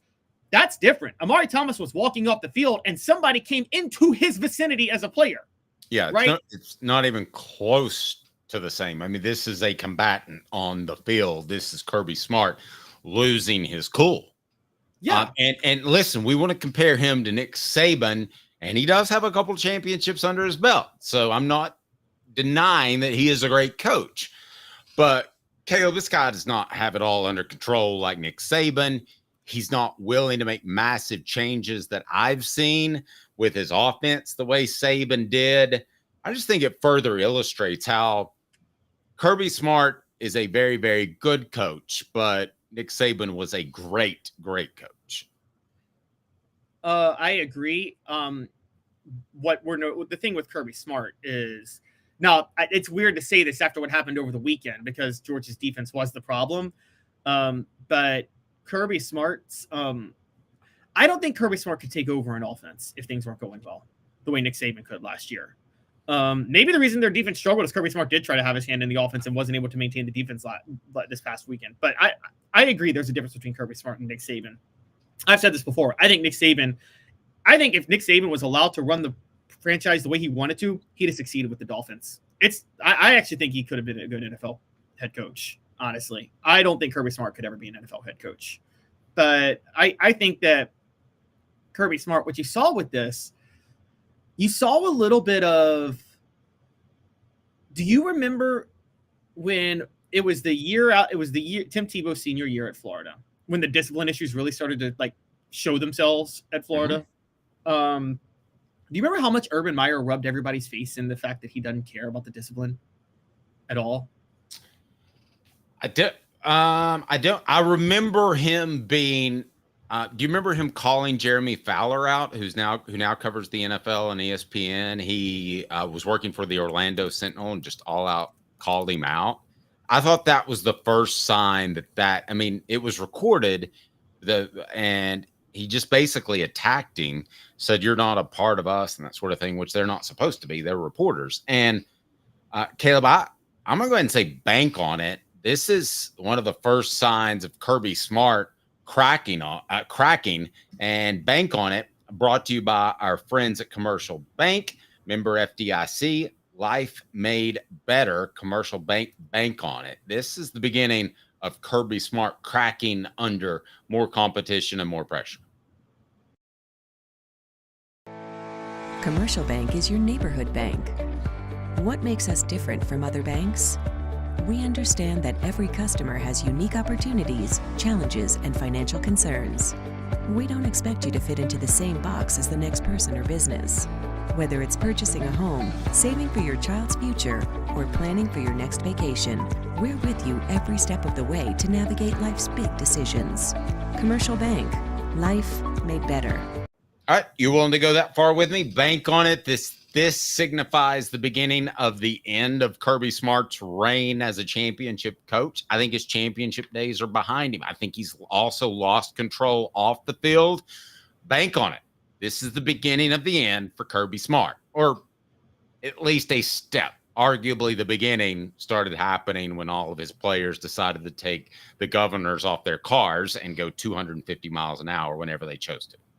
Yeah, this is the I'm actually gonna come to your side on this, and I can't believe I'm saying this, but yes, this is the watershed moment of Kirby Smart giving the middle finger to everybody and saying, "I don't care." And the evidence, I looked up the Urban Meyer Jeremy Fowler thing because I didn't know that happened. That happened in 2010. See, the watershed moment for me for Urban Meyer, though, Dave, came the year before. It came in the Florida-Georgia game. Do you remember when Brandon Spikes tried to gouge a Georgia player's eyes out? Yes. And Urban Meyer comes out on Monday, says, "I'm not going to suspend him." And then the SEC steps in and was like, "You need to do something." He goes, "All right, I'll suspend him for a half against Vanderbilt." And it was clearly him giving a middle finger, like, "I don't care, guys. I'm Urban Meyer, and I can do what I want. I'm Florida." And of course, that, by the way, that lack of discipline is why Alabama beat the brakes off them in the SEC title game, because Alabama was a well-oiled machine, and all the cracks in the foundation for Florida. It's the old phrase, you had one last week. The phrase I always hear is, "Don't let the S creep in." Don't let the poop creep in, I guess. I covered that game, and I still remember sitting next to John Adams and John saying, "Something's wrong with Urban Meyer." And I'll tell you what's wrong with Urban Meyer. It wasn't a heart issue. It wasn't esophageal spasms. It was he had gotten knocked off the perch, and he knew it. And even with Tim Tebow, he couldn't beat Alabama that year. And that game really, I don't remember the final score. It wasn't even close. It wasn't close. And it was a very one-sided victory. And that's when he knew that he didn't want any more of this. He didn't want any more of that. And he was ready to go. I guess he coached in the bowl game that year. I don't even remember. But at that moment, there was something very wrong with him. And what do the two guys have in common? They're really, really high strung. I think there's a difference between being high strung and intense. Caleb, and tell me if I'm reaching here. I think that Nick Saban is intense. I don't think he's high strung. I think that Kirby Smart is the old school high strung coach, and Urban Meyer was that way as well. And I think they both think that ultimately, if they win on Saturday, they can get away with whatever during the week or even during games, in this case, pushing someone. So, Kale, I think he's high strung and he's melting down in front of our very eyes. Yeah, and that's not a good situation to have. You're right, because if you're high strung like that, the minute you do lose, it all comes crashing down on you, all of it, because you're going to get away with it while you're still winning.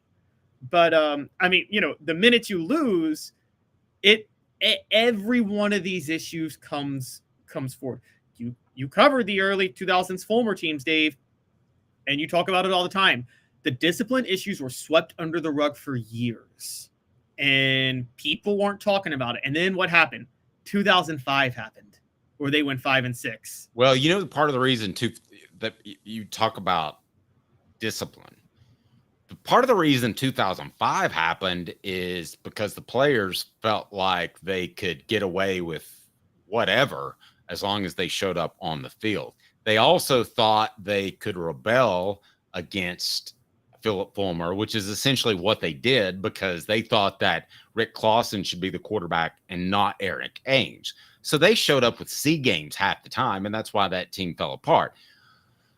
And Georgia, by the way, in that year when Georgia beat Tennessee, a couple Georgia defensive linemen came in and started laughing, and they basically called Tennessee's offensive line fat. And it kind of came out that Tennessee's offensive line did not prioritize conditioning that all season at all.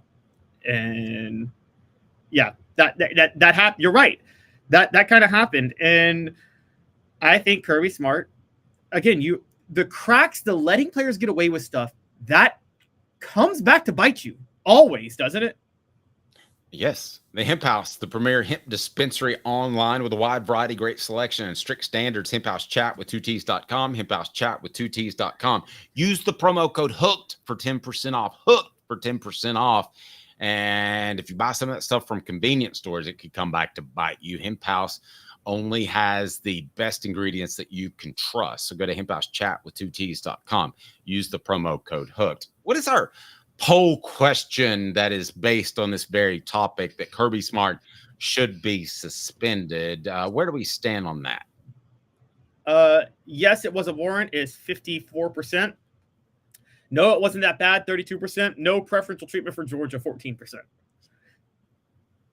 So no, it wasn't that bad, and no preferential. So essentially no preferential treatment for Georgia is saying that you should be suspended. So basically 68% of our viewers say that Kirby Smart should be suspended. Now, let me ask you this. Will he be suspended? No. No, There's no way in creation. There's no way in creation. None. And this is part of SEC lore and history for a long time. And, you know, it's funny because I know a lot of Southern college football fans, one of the leagues they get annoyed by the most is the NBA, because they say the NBA protects superstars. They're right. It does. But I don't think SEC fans have any leg to stand on that, because nobody protects their big names more than the SEC in football. Nobody. The SEC is not fair with how they apply punishment and discipline and scheduling. They're not. And they never have. Do you even think the SEC is having a meeting about this? No, not at all. And oh, come on. They have to be No, I don't think there's even a meeting. I think there is a simple from Greg Sankey, nothing's going to happen, period. We have seen, look, have you seen anything done, the SEC do anything about the fact that it's better this year? It's better this year than it was last year. But in years past, when officiating was god-awful, did you see the SEC even say they need to address it? No. And I haven't even seen a release just to say he'll be fined $50,000 or something, which would be pretty hollow considering the amount of money he makes. But I haven't even seen that, which is disappointing, I think, in the SEC's part. I mean, if you're going to allow this to go on, well, listen, if you're one of the less likable or less respected coaches in the SEC, then I'm saying, hey, if you can do it, I can do it. I got no problem with that. And I think that that very well could happen. Portions of the program brought to you by Double D Piping, fire protection contractors, providing around-the-clock service, protecting customers' lives and properties all the time. DoubleDPiping.com, DoubleDPiping.com. All right, Caleb. So coming up, who are we visiting with on the program that's going to break down a little bit of Alabama for us, and then we're going to get to the SEC Power Rankings. Let's knock out our SEC Power Rankings first, actually, and then we'll go to Clint Lamb at 11:30. You got it. All right. That's what a tease is called. SEC Power Rankings. Caleb has them for you right now. I will tell you whether or not I disagree with the Power Rankings. If I agree, they get a hey. If not, that's crazy. And if Caleb's way off base, You suck. All right, Caleb, get us started with the first, let's say, bottom half dozen. All right. Well, there's really only two clear-cut bottom teams at this point, and it is. And I switched them this time. Congratulations, Auburn. You have the distinction of being the worst team in the SEC and surpassing Mississippi State. And the reason is Mississippi State played Georgia tougher than Auburn did. Hey now. Got no problem. Yep. So Mississippi State's number 15. Number 14. I dropped Kentucky all the way down to number 14. Losing at home to Ole Miss like that. There's still that blowout over South Carolina. I'm not Ole Miss, excuse me. Losing at home to Vanderbilt like that. There's still that blowout over South Carolina. I know they have the win over Ole Miss. That win, I think, is going to go down as one of the flukier wins of college football this year. I don't think it's fluky. I thought they had a good system in place that's going to give Tennessee some problems defensively. I think they're one of the teams that has figured out that 3-down look. Hey now. All right, but anyway, next two. All right. Now, I will say this. I think after Ole Miss lost to LSU, they could unravel, and that could look like a less of a victory. But I think that Kentucky showed LSU and other teams how to beat Ole Miss. All right. So moving on to number 13. I know they just lost on the road in overtime, but I still have Florida down at number 13. I can't move them up too much. I mean, largely because you know that if it comes down to it, Billy Napier is going to coach away a win. Yes. Yes, Mr. Napier. Your room is the 5th on the right. The lady in the nursing home said as Billy Napier walks around lost. All right. Who's next, Caleb? Number 12 is Arkansas. They didn't play this past week, so they had to drop because some other teams moved up, but Arkansas is number 12 right now. Okay. Keep rolling. Number 11 is South Carolina. I get everybody's excited that they played Alabama close. Game was at Alabama. Should have been more of a blowout, but I think there were, again, I picked that South Carolina to keep it close. I think there was a lot of things going on right there. That's crazy. I'll pick South Carolina. I think South Carolina is a little high, a little higher than what you have them. But let me see who you got next. Who I have them against. Well, that's because Dave is a big fan of Shane Beamer, guys. He thinks Shane Beamer is just going to be one of the greatest coaches of all time. Monstrous. Okay, so after South Carolina, I'm going to Vanderbilt at number 10. I know people think Vanderbilt should be higher, but even with these two wins, I do think it's part of a trend. But Dave, I can't sit there and say that I think Vanderbilt's ever going to be like a top half of the SEC. That's it. I'm sorry. That's just not serious at that point. I disagree. I think NIL and transfer portal changes things. And I think that you will say within the next 2 years that Vanderbilt's top half of the SEC, which I know from Dave sounds... That's crazy. But that's where I stand. All right, who's next, Caleb? So in the future power conference, Dave thinks Vanderbilt should come then. He thinks they belong now. He's changed. Now I do.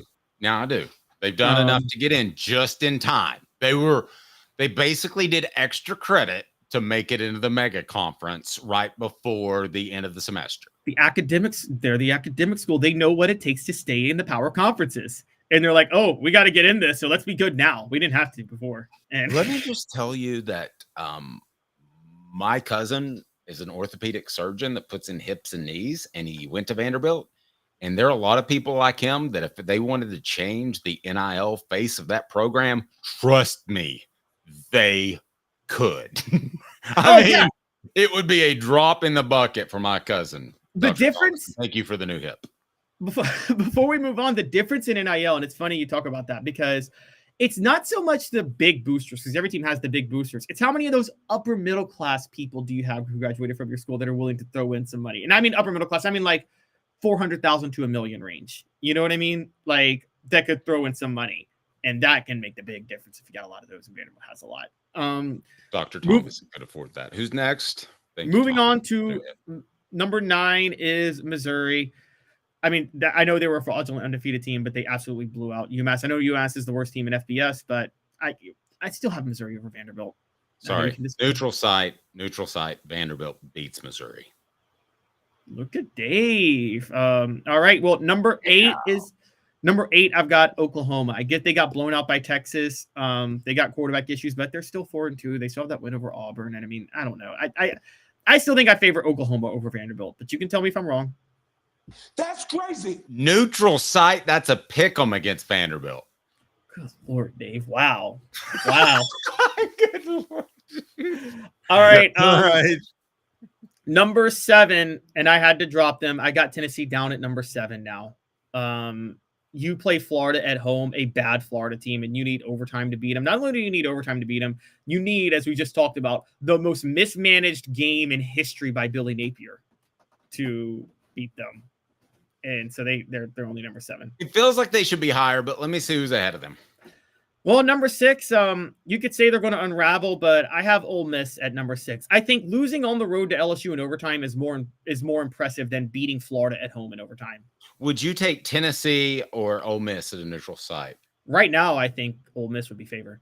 I favor Ole Miss. Now, I might take Tennessee myself, but if I'm Vegas, I'm setting the line in favor of Ole Miss. I would take Tennessee because I think they figured out to make things easier on Nico, and he's not completely ready. I think that if you look back in the Oklahoma and Arkansas game, they put too much on him. What's next? All right, so number 5 is Alabama. I know they just won ugly, but I mean, again, I said that would happen. They're still figuring out their defense, and look, they have some issues with Jalen Milroe, who is, I think I was proven right, not a fit for Kalen DeBoer's offense, but I think they're working around it right now, and they still only have one loss, and they still beat Georgia. All right, got no argument with that. Who's next? Number 4, they didn't play this week, but Texas A&M, they still only have one loss, and I bet if they played Notre Dame right now, they'd win. Hey now. I agree with that last part, but that seems a little high for A&M. Who's next? Number 3 is Georgia. Again, all these teams are struggling. None of these teams are have a lot to celebrate, but Georgia, I think, does. I think Georgia's still number 3. I mean, again, neutral field, even that seems a little low, doesn't it? Because I think in neutral field, you still might favor them over everybody but Texas. Yeah, I don't want to push them too far down the list like Kirby Smart likes to do. All right, who's next? Well played, my friend. Number 2, and yes, the Caleb Calhoun LSU homerism is back, but I got LSU at number 2, guys. I'm sorry. That win over Ole Miss has to matter, and they only have one loss, and it's from the opener. Then Garrett Nussmeier is getting more dangerous by the day. Garrett Nussmeier is a very good quarterback, and I would watch out for him. I like his upside a lot, and he's healthy. I think that makes them a better football team. All right, what do you got next? And number 1, I mean, is anybody going to debate Texas at number 1 right now? That's not even that's not a hard. This was a hard power rankings to do, but Texas at number 1 is the most obvious thing in the history of the world to do for the SEC right now.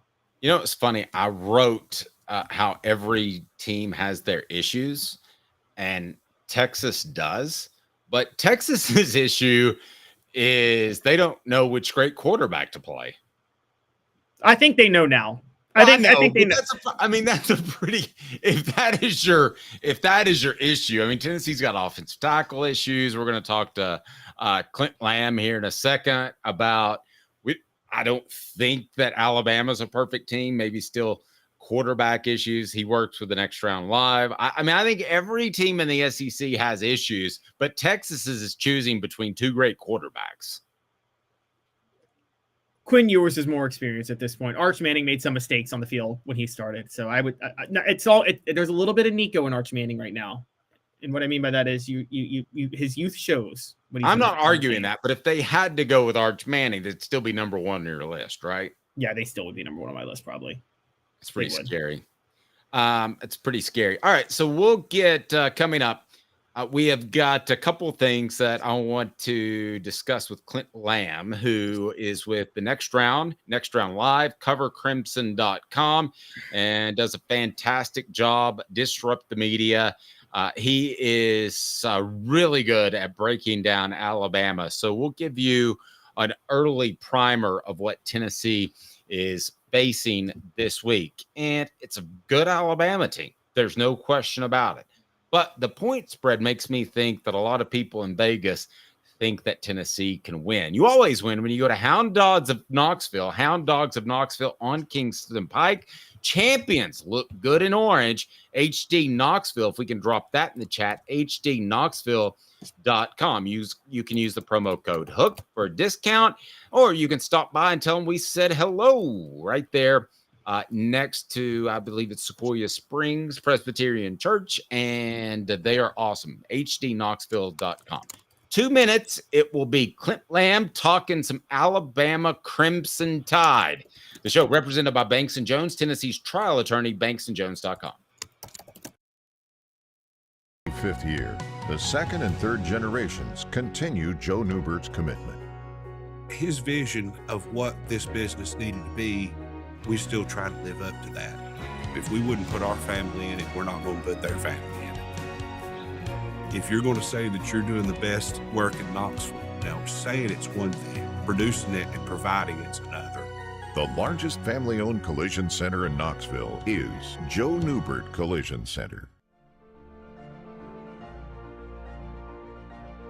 Hi, I'm Rick Terry, and we at Rick Terry Jewelry Designs pride ourselves in the highest quality craftsmanship from a family-owned business here in Knoxville for over 35 years. At Rick Terry Jewelry Designs, we also take pride in being an affordable option for all your game day accessories, especially those fire opals. At Rick Terry Jewelry Designs, we want to be your jeweler every day and especially on game day. Go Vols! Hi, Mike Davis here with City Heating and Air, reminding you to always dare to compare. Our team provides quality local heating and air service, installation, and maintenance across East Tennessee. We use only the best equipment like American Standard heating and air conditioning for your residential, new construction, or commercial needs. Honesty, dependability, and customer satisfaction have been the cornerstones of our business since 1961. City Heat and Air. Dare to compare. With our brand new location on Emory Road, Eye Care Optical is bringing East Tennessee's best eye care to your neighborhood. Doctors Johnston and Combs offer unmatched expertise and care without a trip to Knoxville. Eye Care Optical, now in Powell. When the lights turn on and the game begins, you need a team you can rely on. Ray Varner Ford in Clinton's strong lineup of vehicles is crafted with the same dedication and hard work that drives our community. Experience quality and value in this pre-owned 2018 Ford Mustang convertible, 24,550, 2023 Ford Bronco Sport Big Bend, 29,789, 2022 Ford Escape SEL all-wheel drive, 26,975. Local you trust, pre-owned vehicles you can afford. Ray Varner Ford, built for the game. The Dave Hooker Show, represented by Banks & Jones, Tennessee's trial attorneys. Play to win, banksjones.com. Who's this guy? Hello, wizard. The Dave Hooker Show, a presentation of Off the Hook Sports, YouTube, Apple, Spotify, and the free Off the Hook Sports app. Back to Dave Hooker. All right, let's get right to him. Very patient as I was late on that break. We go to our very special guest, and it is Clint Lamb, who covers Alabama for Next Round Live and for Cover Crimson and just all types of things. Clint, where can people follow your work? Yeah, you can find me on Twitter at Clint R. Lamb or covercrimson.com. Obviously, that's where we have a message board community over there. So you can follow that, or we also have a YouTube channel, Cover Crimson, where you can go check out all of our video content. We got a bunch of people, Jake Coker, former Alabama quarterback, Mike Johnson, former All-American offensive lineman for Alabama. We got Mick Gillespie, Chris Marler, a great team over there at Cover Crimson on the YouTube channel. Great stuff. All right, Clint, let's dive into this. What do you think of Alabama's football team right now? Of course, the loss to Vanderbilt didn't look fantastic against South Carolina. How does this team stack up to your preseason expectations? Obviously, I thought when you look at the roster, it was going to be one of the best rosters in college football. A lot of talent there. You think, okay, with Kalen DeBoer, one of the best coaching staffs that he was able to assemble as far as, former head coaches, former defensive coordinators, just a lot of great minds on both sides of the football. You talk about maybe the support staff off the field. You talk about the administration. I just thought Alabama was set up, even though Nick Saban, greatest college football coach of all time, I thought Alabama would be able to keep things rolling. But really, in hindsight, maybe I overplayed that a little bit because there was so much transition. I mean, not only is it an entirely new coaching staff, it's new approaches, it's new philosophy, schemes, everything else. But you had to replace your top 2 running backs, your top 3 pass catchers, 2 of your 5 offensive linemen, and one of your other offensive linemen had transferred out and missed the entire spring and missed the first couple of games. You lose your, leading tackler in Caleb Downs. You lose two, day one talents at corner. You lose, you're by far your top two pass rushers who are also day one, day two talents. So, I mean, there was always going to be a major transition here. And I think Alabama is still trying to figure some things out as far as, it's not just the coaching staff, it's also the players, how the pecking order is going to look at certain spots. And it's caused, some up and down play. But I mean, really a lot of people in college football are dealing with something similar. All right. I mean, with the transfer portal, you got way more guys going out than you normally do as far as NFL draft and simple graduation. That's going to cause a lot of issues with depth, and you're going to have a lot of new transfer portal players that you're adding. So it's a different look for everybody. This is not just an Alabama problem, but I think with all the transition that's been going on with the coaching staff and all that too, post Nick Saban, I think it's caused some issues. Clint, how understanding is Bama Nation on the idea that college football just is never going to be what even Nick Saban himself probably could not do what Nick Saban did in college football in this era with NIL and the transfer portal? How understanding of Kalen DeBoer are they going to be of that? Well, it depends on who you ask, but half of them want him fired already, and we're not we're halfway through the season. Which, granted, anytime there was a loss under Nick Saban, it was incredible. You still had a small percentage of the fan base that always said things like, "I think the game's just passed Nick Saban by. He probably needs to step away." So there was always overreaction from Alabama fans. But it is really, you're 100% correct. I mean, you saw it. I mean, Alabama hadn't won a national championship since 2020. They aren't able to have the stacked rosters. They can add key players in the transfer portal that really makes an impact to your starting lineup. But one of the things that really helped Alabama through the early portions of the Nick Saban era was the fact that they were stacked at virtually every position. So, when you had injuries happen, you had guys pretty much ready to step up. I always thought Nick Saban did a good job of having depth prepared. You started seeing that fall off a little bit. The perfect example would be the 2021 national championship against Georgia when Jamison Williams and John Mechie weren't available. Receivers, some of those young guys weren't ready to step up and make an impact, and it made a huge difference in that game. But it is a lot different now than it was, and Nick Saban saw the writing on the wall. I mean, as soon as the season was over last year, really what kind of pushed him towards retirement was the fact that you had guys in his office asking for more money and more playing time. And he just realized, I mean, this isn't how he wanted to have built his program, or had he built his program. And it's something that everybody's dealing with. It's not just Alabama, but Kalen DeBoer is certainly catching some heat, and so is Kane Wommack, the defensive coordinator, because there's just been too much inconsistency on that side of the football. And I mean, it doesn't really matter, who you are. Alabama fans are going to criticize when they feel like it's warranted, and whether it's warranted or not really is up for debate. But it's certainly been some up and down up to this point, and fans are certainly applying the pressure. If I made you pick one word to describe the reaction to the Vanderbilt loss, I know we're going back a couple of weeks, but if you had to pick one word to describe that reaction by Bama's fan base, what would it be? Devastating, I guess, would probably be the word of choice. I mean, there's several you could go with. Shocking would certainly play into that.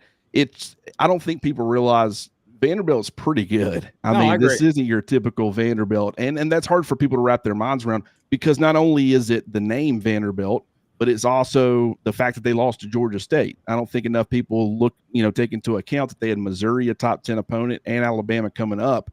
We've seen teams kind of look ahead before. That probably played a small part in it, but I mean, Vanderbilt, what they do offensively is difficult to contain. It's difficult to prepare for when you've only got a week and you've got just a game-rent quarterback. I mean, Pavi is a phenomenal player, a lot of fun to watch, and they've also added some other talent really on both sides of the football that can make some plays. And so I don't think fans quite realize how difficult of a game that actually was, even though you can't say anything about the road environment. I mean, it felt like Alabama had 80% of the crowd. So, that really has nothing to do with it. It's just, after a very emotional game against Georgia, Alabama wasn't prepared, whether it be from a coaching standpoint or a player standpoint. I don't think fans were ready. I don't think they were giving the Vanderbilt the credit that they deserved, and they paid for it dearly. But I would say devastating is how a lot of fans feel, and that's why well, both Kane Womack and Kalen DeBoer are now on the hot seat, quote unquote, according to some fans, because, there's this belief that never would have happened under Nick Saban. It's kind of like going to a party at P. Diddy's place, and you didn't do anything bad, but it's really difficult to convince people that it's not a bad loss against Vanderbilt, who I agree with you is better than we thought. Yeah. Yeah, go ahead. Yeah, and I just want to point out Diego Pavia last year, at the end of last year's regular season, beat Auburn and Jacksonville State, and then he beat Alabama this year. So he's beaten 3 of the 5 Division I schools in Alabama for the majority of his last few wins. Clint, I want to get to kind of one of the underrated things about Nick Saban and where this goes with Kalen DeBoer, because I actually liked the Kalen DeBoer hire. I think he's a good offensive mind. He's got a unique twist on the air raid that I think led him to a lot of great wins at a lower level. How underrated, though, do you think, even among Alabama fans, was Nick Saban's offensive acumen? I know he was a defensive guru, but I felt like he could have, if he wanted to, been an offensive coordinator at Alabama and let the defense take over and been just as successful, because it seemed like, am I right in thinking he's the one who kind of took over the offense halfway through last year and said, this is what we're doing with Jalen Milroe, and we're going to simplify things, and that's how things got turned around? That's a difficult question to answer. I would say that certainly played a part. I think Tommy Rees, it felt like maybe he was really wanting Tyler Buckner to be his quarterback, or, he had dual threat guys, but really guys who could do more of the mental processing than where Jalen Milroe was early last year. Just from what Rees probably wanted in his quarterback, Milroe didn't really have a lot of those attributes at that time. And so that caused some early season struggles. I think more than anything, it was almost the team declaring what Alabama was going to be. And I mean, against South Florida, it was pretty evident guys wanted Jalen Milroe to be the starter. And there was even some rumors about guys not playing as hard as a result of, kind of in a boycott type of situation, which very shocking under Nick Saban that could even be potentially true. But from that point forward, Milroe was the starter. And I think Alabama embraced that they were going to have to change some things up with the offense in order to play to his strengths. He's always viewed himself as a pocket passer. He's told people that in interviews multiple times. He doesn't want to really be a dual threat guy, but you're too talented at it. I mean, not only can you run the football, but you can handle volume. As a powerful runner, he can handle, 15, 20 carries if you really need him to, which Alabama has absolutely needed him to over the last couple of years. And so he's embraced that. He did that more at the end of last season, but then also this year, he's certainly embraced it, and it's made a huge impact for Alabama's offense since he's been able to do that. He's one of the most talented players in all of college football. I don't think he's playing his best football though over the last couple of weeks, and I'll be curious to see going into Neyland Stadium. I think that's a pretty big storyline with where he's kind of been trending the last couple of weeks, where the offense has been trending, on top of the fact that you've got a very hostile environment and still a very good Tennessee defense. No, true. Let me with Jalen Milroe in particular. He didn't play a great game last week, and a couple interceptions. Then there was the intentional grounding that was a safety. I mean, while he's an exciting player, I'm not sure he's a great player because of the mistakes that he's had throughout his career. How would you describe him? And then if you can take it a step further, how would you describe him fitting into this offense? I think, he's one of those guys. I think he's been trying to be Superman, especially this past weekend because of what happened against Vanderbilt. He probably felt like Alabama didn't have as many opportunities as they wanted offensively. I mean, Vanderbilt had the football for 42 of the 60 minutes. Alabama still managed to score 35 points in 18 minutes, or, just under 18 minutes of time of possession, which is really efficient. But it's too much up and down. It's a very boom or bust offense right now, and a lot of that's the result of Jalen Milroe. I do feel like that he's really taken a step forward as far as, when teams are blitzing him, understanding where his hot reads are, being able to work through his progressions a little bit more. He's not limited to legs or vertical shots like he was last year. And I really think that's helped Alabama's offense. But when you have a defensive front like South Carolina and a defense that can, generate some turnovers, on top of the fact that maybe Alabama's offensive line hadn't been overly tested. Like you even look, Wisconsin just doesn't really have a great defensive front, if I'm speaking candidly. Georgia is very talented up front, but they're kind of like, under Nick Saban, the way that they do things schematically with the two gapping and all that, It's not really going to apply a ton of pressure on your quarterback. So, South Carolina with their two defensive ends, man, they'll pin their ears back and get after you. And I think that caused the tackle some trouble. And I think that caused Jalen Milroe some trouble. And he was, kind of got into some old habits when things around him started going wrong. So if you can keep the things around him going right, then, I think he could end up being, continue to be one of the better players in the country. But he's got to also overcome some of that and understand just because everything's not going great around you doesn't mean you have to kind of fall off like everything else. Protect the football is the first and foremost thing that you need to be worrying about as a quarterback. And, that's something that he's certainly going to have to improve on this weekend in a very hostile environment. Wait, who does that sound like? Tackles having troubles and a quarterback that's not going through a progression. That sounds a lot like Tennessee. Our poll question on the YouTube page is this. Vols are 1.5-point underdogs. Let me ask you, Clint, what do you think of that line? Is it just right, too low, too high? It's crazy how similar Tennessee and Alabama have been this year. Not from a team standpoint necessarily. There's elements of the team that's kind of similar. Like you said, struggles at tackle and, quarterback play and some of the limitations that can come with that. But it's more so of, Tennessee loses to Arkansas, Alabama loses to Vanderbilt. Tennessee struggles against Florida. Alabama struggles against South Carolina. It's interesting to watch how, I'm actually kind of surprised. If I would have had to put it, one way, the fact that Alabama's on the road, I probably would have said Tennessee should probably be about a 1.5 or 2 point favorite. And so the fact that it's going in the other direction, that probably has to do with, I'm sure, a lot of people still, Alabama's helmet is going to, it's going to have an impact as far as Vegas and how they kind of do things because people bet on Alabama quite a bit. But as far as if it was in Tuscaloosa, I wouldn't be shocked at all with Elon. That would feel about right to me. With it being in Neyland, in Knoxville, I don't know. I kind of think Tennessee should be favored. But this is very much a toss-up game. I've already been looking at it quite a bit over the last probably 24 hours or so. And I've already gone back and forth as far as who I think should, who I think's probably going to win. And I'm sure that will continue. It's just there's elements of this as you're kind of discovering who Tennessee is and who they've been on top of, what they were or kind of trending towards before and then what they are now. It's very tough to understand exactly what you're going to get. Like Tennessee and Alabama, to an extent, they've both been kind of Jekyll and Hyde. And so, you can't predict going in which one you're going to get from either team. And a lot, the outcome will certainly depend on that, in my opinion. But I would probably say with Tennessee having the home field advantage, I probably would lean Tennessee a little bit right now. Clint, sorry, go ahead, Caleb. My bad. So in addition to the line, the over-under is set at 53.5, and all of conventional wisdom is saying to take the under in this game because of that. So I got a question.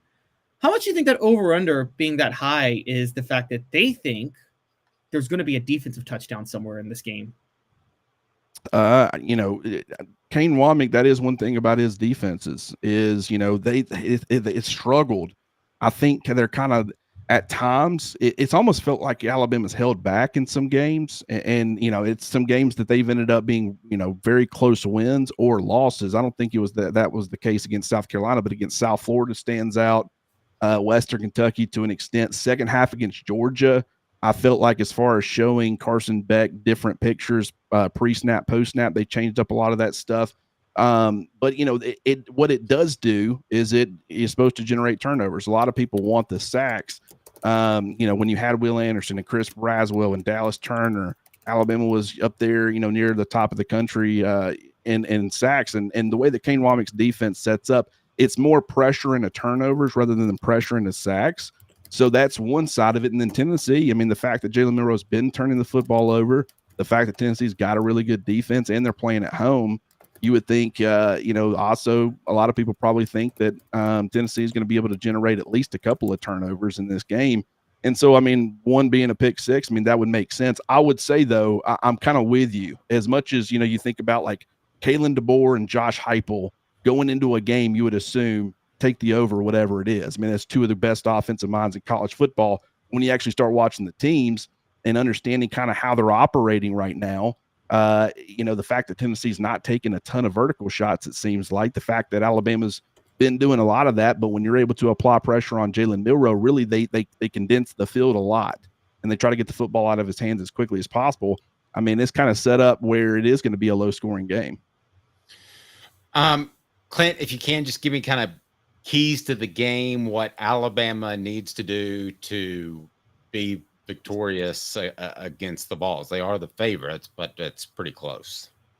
Well, I think one of Tennessee's big problems the last couple of weeks is that they haven't been able to establish their run game as effectively as as they had, in previous games. And they're such a heavy inside run team. I think Alabama's interior defensive line is going to be really important. They've actually been, susceptible to giving up interior runs. Vanderbilt did it a little bit early. Alabama adjusted and really tried to take that away, but that opened up some of the stuff out there on the perimeter with that triple option offense. I feel like that, Alabama, and whether they're able to contain Tennessee's run game, start with the interior run game and then kind of play it out from there, put more of the game on Nico's shoulders. If you can do that, I like Alabama's chances, even if they are on the road. But that remains to be seen. And then on the other side of the football, I think Jalen Milroe has to limit the turnovers like we've been talking about. I do think that they kind of need to get his legs going a little bit more, like in those first few games, 4 games. He was doing a lot of really good things on the ground against Vanderbilt and South Carolina. It kind of feels like they've kind of pulled back a little bit on that. I think they tried to force the traditional run game with Justice Haynes and Jam Miller against South Carolina. It's just, for whatever reason, the offensive line isn't generating the movement that a lot of people, myself included, thought they would be able to going into the year. And you're starting to understand why the identity of this team has been more of Milroe's legs and then whatever they can get through the air. And so I'll be curious to see how they end up playing off of that a little bit. But if they can't get their own traditional run game going, then a lot's going to be put on Milroe's shoulders. He's going to probably start to feel some of that Superman pressure, and can he be Superman? And in that type of environment, I don't think that would bode well for Alabama. So, I think there's a couple of things at play here that will really determine a lot. But if I think the run games for both teams is really important, because you want to take as much pressure off your quarterback. Tennessee's because, Nico's really young. Alabama's because they're on the road, but really the same result in what you're trying to achieve.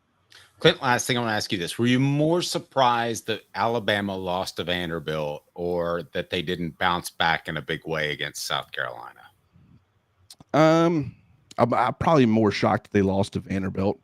You go back to like that 2015 season, Alabama lost to Ole Miss. The following week, Arkansas was not great that year. They barely squeak out a 14-13 win. Last year against Texas, they lose by double digits in Bryant-Denny Stadium, something we hadn't really seen in the Nick Saban era. Now, granted, Texas was a really, really good football team, a college football playoff team, but then the following week, you get USF. You think it's a get-right game, and granted, the weather didn't cooperate. Jalen Milroe was benched. So there were some, external factors that kind of played into how that game played out. But just you saw the same thing where just it wasn't this bounce back performance like you were expecting. And like I said, I think right now they're really trying to get back to the basics on some of this and determine how they want to go about, especially playing defense. And it's a major transition with a lot of different moving pieces. I think they're slowly figuring some things out, just like I think Tennessee's, continuing to try to figure some things out. It's just going to take a little bit of time, and I don't know if they've got time this weekend against Tennessee. Yep. Hey, great stuff, Clint. Sorry to keep you this long. We usually try not to do that, but you just kept throwing heat. I appreciate it, guys. This has been a lot of fun. Thank you, buddy. I appreciate it. Clint Lamb. Again, where can we follow your work again? CoverCrimson.com. You can go follow the YouTube page, Cover Crimson, and at Clint R. Lamb on Twitter. All right, buddy. We appreciate you. Thank you. No problem. Right, it's time for the stat of the day. For this, did you know there's been in 2024 over 1,500 home fire fatalities? Well, there's someone that can help you address those potential dangers. It's Double D Piping, and they bring you the stat of the day. Double D Piping provides full service fire protection on any scale. From residential homes to government facilities, we can assist any customer through design, fabrication, installation, inspection, and demonstration of fire suppression systems. With 30 years of service across 5 states and a full staff with over 40 years experience, our quality can't be beaten. Don't get caught watching what you could have prevented. Call Double D Piping, the absolute best in fire prevention. Stat of the day, Caleb, is? It's not one y'all are going to like, but Tennessee's record against ranked teams after overtime, 1 week after playing an overtime game, is 0-5 all time. When is the last one, though? The last loss? I remember that being a big stat when the SEC didn't really have things in order and overtimes would go like 15 hours. You'd be exhausted the next week. I mean, is that a recent thing or? Let's see. Their last overtime win was Pittsburgh of 2022, but they played Akron the next week. I mean, that's a fallout bed victory. You know that. 2020 they lost in overtime to Purdue, but that was a bowl game, so that doesn't really count. They lost to BYU in overtime in 2019, but then they played Chattanooga the next week. Again, they were going to beat Chattanooga. Just kind of going down the list, it has been a long time since they played a ranked team after an overtime game. I mean, as I go down the list, 2016. That's when it was. 2016, Tennessee lost to Texas A&M in overtime, 2 overtimes, and then the next week they lost to Alabama 49-10. That 2 overtime loss to Texas A&M, I kid you not, Tennessee had a chance to win it in regulation. They score a touchdown with seemingly to tie it up with a chance for an extra point. Texas A&M gets an all sides on the extra point penalty. Now, Dave, Tennessee's on the road. You go for 2 in the win, right? Yes. Billy Napier should have done that. Butch Jones not only didn't go for 2 in the win, he declined the penalty because he felt that it'd be too close up for the extra point. I will argue this. If you went to Butch Jones and said back in the days of ties, you can go 0-11. If he thought that would keep his job, he would take it. He would absolutely take it. 2 minutes, Caleb Calhoun. I'm Dave Hooker, Off the Hook Sports. Last look, coming back, biggest stories from the weekend. I think one has to be South Carolina hung tight with Alabama. Stay tuned, Off the Hook Sports. 5th year, the second and third generations continue Joe Neubert's commitment. His vision of what this business needed to be, we still try to live up to that. If we wouldn't put our family in it, we're not going to put their family in it. If you're going to say that you're doing the best work in Knoxville, now saying it's one thing, producing it and providing it's another. The largest family-owned collision center in Knoxville is Joe Neubert Collision Center. Hi, I'm Rick Terry, and we at Rick Terry Jewelry Designs pride ourselves in the highest quality craftsmanship from a family-owned business here in Knoxville for over 35 years. At Rick Terry Jewelry Designs, we also take pride in being an affordable option for all your game day accessories, especially those fire opals. At Rick Terry Jewelry Designs, we want to be your jeweler every day and especially on game day. Go Vols! Hi, Mike Davis here with City Heating and Air, reminding you to always dare to compare. Our team provides quality local heating and air service, installation, and maintenance across East Tennessee. We use only the best equipment like American Standard heating and air conditioning for your residential, new construction, or commercial needs. Honesty, dependability, and customer satisfaction have been the cornerstones of our business since 1961. City Heat and Air. Dare to compare. With our brand new location on Emory Road, Eye Care Optical is bringing East Tennessee's best eye care to your neighborhood. Doctors Johnston and Combs offer unmatched expertise and care without a trip to Knoxville. Eye Care Optical, now in Powell. When the lights turn on and the game begins, you need a team you can rely on. Ray Varner Ford in Clinton's strong lineup of vehicles is crafted with the same dedication and hard work that drives our community. Experience quality and value in this pre-owned 2018 Ford Mustang convertible, 24,550, 2023 Ford Bronco Sport Big Bend, 29,789, 2022 Ford Escape SEL all-wheel drive, 26,975. Local you trust, pre-owned vehicles you can afford. Ray Varner Ford, built for the game. The Dave Hooker Show, represented by Banks & Jones, Tennessee's trial attorney. Play to win, banksjones.com. Who's this guy? Hello, who is it? The Dave Hooker Show, Who? a presentation of Off the Hook Sports. What? YouTube, Apple, Spotify, and the free Off the Hook Sports app. Back to Dave Hooker. Have you joined Hooker's Corner yet?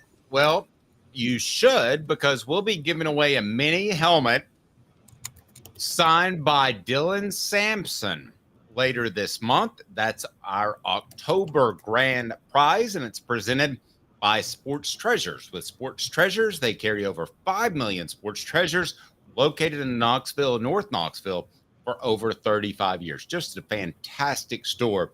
You need to check it out. So just $9.98 a month, you'll be eligible for the Dylan Samson autographed helmet and our weekly prizes as well that include a book, t-shirt that will be given away on Friday.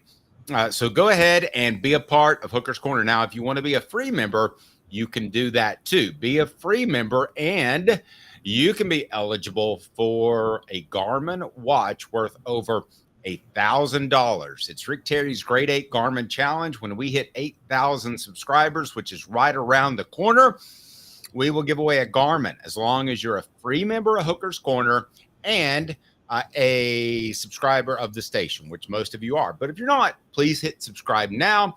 Click that like button as well and make sure your notifications are on. But whether you're a paid member or not of Hooker's Corner, you will get more recruiting coverage and increased access to me and Caleb Calhoun. I love answering some of the questions there. It's really been a good time to have more interaction with the fans. So a lot of fans of the program, and we appreciate you. We would be absolutely nowhere without you. So, Caleb, last look brought to you by Campbell, Cunningham, Taylor, and Hahn as we look back at the weekend of college football. And there are a lot of interesting games to take a look at. First, I want to remind you that Work Trucks is all about trucks. They have the right truck and the right place, right time. Work Trucks is absolutely unbelievable in what they're able to do because they have the trucks that are available and they have them now. Time is money. The perfect work vehicle doesn't break down, has all the space to carry what you need. That's what Work Trucks is intent on offering, while other dealerships just can't do it. Contracting about time, Work Trucks saves you time with less back and forth trips and trucks that pass the highest standards to be put to work. The process is also quick and easy when choosing a vehicle for Work Trucks. Cargo vans, utility body trucks with an iPod, work bodies installed. Look at them. They're awesome. Pickup trucks of all sizes, cranes, dump trucks even. Work Truck supplies vehicles to people just like you and get you back on the road tomorrow. No dealership runaround.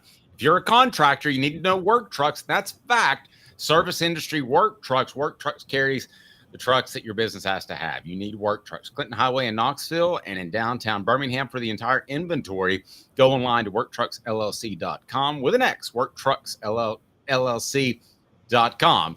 Work Trucks has the truck, and they'll make sure it fits your needs to a T. Proud supporters of the Tennessee Vols. So our poll question has to do with the last look, Caleb, and the poll question is what, sir?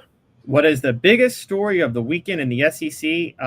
Vols, Tennessee, and Tennessee, Alabama, and Georgia all struggle. Vanderbilt keeps winning. LSU beats Ole Miss, and Texas dominates.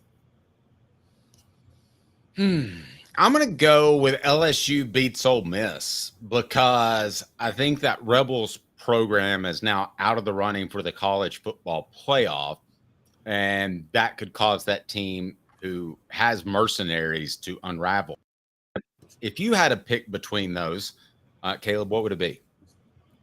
I'm going to go Vanderbilt. I'm going to go Tennessee, Alabama, and Georgia all struggling. LSU, Ole Miss, that was going to be a story either way with whoever won because whoever lost was going to be out of it.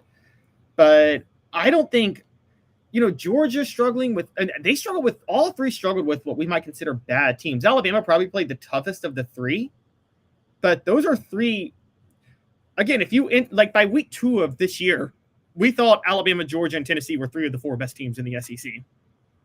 And they all looked horrible over the weekend. All right, let's dig into it. Last look brought to you by Campbell, Cunningham, Taylor, and Hahn. Look at me. No contacts, no glasses. LASIK vision correction has done wonders. Campbell, Cunningham, Taylor, and Hahn, ccteyes.com. to visit cctis.com. The information you need is easy to access, and setting an appointment is as simple as clicking the tab. Doctors Campbell, Cunningham, Taylor, and Hahn and Eye Care Optical at cctis.com, simply the best. All right, Caleb, what do we got in our last look? What happened over the weekend that we need to be aware of? How about those doors just keep on shutting down opponents? Yes, before we get to those Commodores, who Dave is now officially a fan of, he's a huge Interval fan now. I don't know if y'all know. Monstrous. But the first big story is a twofer. My first two are twofers, but Oregon monster win at home over Ohio State, the 32-31 win that puts them in position to really be atop the Big Ten rankings for a long time. And at the same time of that, questions continue around Ryan Day as he's 1-5 against top 10 teams now. I think the last 3 years. And Dave, between the two, what stands out to you more? That Oregon won or that Ryan Day choked again? That the I'm going to say neither. The Big Ten is absolutely idiotic to have a conference that spread that far nationwide. I know what Penn State did over the weekend in beating Southern California, but that's a team that's reeling, and Penn State kind of got lucky in that game. So my takeaway is that that's just absurd, that amount of travel. And I think that what do we usually say? That the home team gets 3 points? Yeah. The home team in those type of games should get 6. You might have a point with that. I agree with you. So you actually aren't holding too much against Ryan Day because you're saying that he had to travel 3 time zones. And so, I think we're both of the same opinion. That's Ryan Day is an overhyped average coach. So that doesn't surprise me based off. I thought that on Friday. Well, and let's not forget this. We'll get to this a little later. I'll talk about Penn State in a second too, but where college football is different from the NFL, Dave, you know this, classes are going on during this time. So the players they can't travel the whole week in advance to get ready. They got to do classes. It's really going to start to show itself during basketball season, by the way, when you got to travel up on a Monday for a game on a Tuesday night. I don't think anybody's going to class anymore. They always have class at Joe Neubert Collision Center. For nearly 50 years, Neubert Collision Center has been East Tennessee's best choice for quality repair work and fantastic customer service. Caleb, what's next? All right, what's next? And you brought it up. And again, you tell me the bigger story. Penn State survives in a thriller. So Penn State is hanging on, still undefeated, and now they're a top 3 team. But USC is 3-3 on the other side. So is the bigger story Penn State, or is the bigger story Lincoln Riley is in some serious trouble? I think he's lost 8 of his last 16, right? Is that right? I think it's something like that, yeah. Yeah, I mean, Penn State feels like the type of program that's okay just knocking on the door. So I think they could have lost that game, and they're still all happy with James Franklin. And after what they went through with the Joe Paterno scandal, maybe they're right to be happy with that and be conservative and not try to go out and get somebody that could lead you down the wrong path. But to me, it's Lincoln Riley at Southern Cal. I mean, he has been paid $10 million a year to deliver, and he hasn't done it. I'll tell you who delivers: the UPS store Hardin Valley, helping individuals and small businesses, wide range of products and services, locally owned and operated. What's next, Caleb? All right, a couple of SEC ones that we've already talked about, but right now the first one that we really didn't get to too much, Texas doesn't just look like the best team in the SEC. They look like the best team in college football. They have played 2 marquee games at this point, Oklahoma and Michigan. One on the road, one at a neutral site. This era of parity in college football, guys, those are both losable games. Texas drags them both. Just beat the brakes off both of them. Yeah, I mean, I think Texas is clearly the best team in the nation right now. We'll see what happens, and if teams or analysts might cool on them a little bit. City Heat and Air Conditioning, 50 years in East Tennessee. They'll make sure it's cool or warm. Integrity matters. cityheatandair.com. Okay. One-loss teams survive versus inferior competition. We just brought up Alabama, Tennessee, and Georgia. I also want to bring up Illinois, who played Purdue and had to win 50-49 in overtime. They're right there in the running. Brett Bielema seems to have got that program going well. Maybe he's found a new lady to keep his hopes up and to keep his morale high. I'm a big fan of Brett Bielema. All right, Caleb, what's next? Next, we got Iowa. Other one-loss teams are quietly getting back in the mix with impressive wins. So Kansas State beat Colorado over the weekend. That was a big one. Arizona State on Friday beat Utah with Cam Rising returning. That was my super dog that I got right. But Dave, teams that we all wrote off from the beginning of the year: LSU, Clemson, Notre Dame. We just talked about LSU beating Ole Miss. Well, Clemson just blew out Wake. Notre Dame just blew out Stanford. And Kate Klubnik for Clemson all of a sudden quietly looks like he could be entering the Heisman race. That would be surprising based off his play 2 bowl games ago against Tennessee. You're never surprised when you go to Asia Cafe, treat yourself to authentic Asian cuisine handcrafted from guarded family recipes. 5 locations to choose from right down below. And look at this coffee. It is unbelievable. The Brazilian Cocoa Energy Booster Premix Instant White Coffee. Been around since 1909, and the Lamb Dynasty is making sure to bring it to Knoxville. It's unbelievable. You can order it at asiacafe.org or asiacafe.org, and you can also find the location closest to you, as that's where I will be eating tonight. Caleb? Oh, look at you. So let's go to next. We got some teams you would be shocked about hanging around with. Indiana still undefeated, but they didn't play this weekend. But Iowa State, BYU, and Pittsburgh all just hanging around undefeated, Dave. They're not going anywhere. And in the 12-team playoff, that's relevant. I agree. The 12-team playoff has made college football more interesting in the regular season. I've said it once. I've said it a million times, and Caleb disagrees with me. I hate agreeing with you, but I'm kind of coming to your side on this. And it's Dave, you know how painful that is? It should be pretty painful for you. It's never painful when you shop at Ray Varner Ford. Local you trust, innovation you can afford. RayVarnerFord.com. All right, Caleb, what do we got? All right, so next, I'm going to go with the fact that Army and Navy, not only are they both still undefeated, both are ranked. Both are ranked in the AP poll for the first time since 1960. Guys, that chaos is happening. I want it so bad. Where Army and Navy are the top 2 teams for the choice of the group of 5 team in the college football playoff, and they have to make their selection before the 2 play.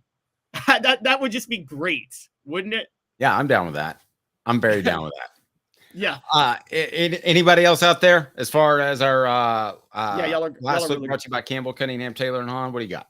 Yeah, y'all are really going to hate me, though. Army, Navy, both ranked and undefeated, but I'm very unpatriotic because I think Boise State should still lead the group of 5 college football playoff race right now with 1 loss. Well, let's see. We got half a season to go, by the way. But this is right now.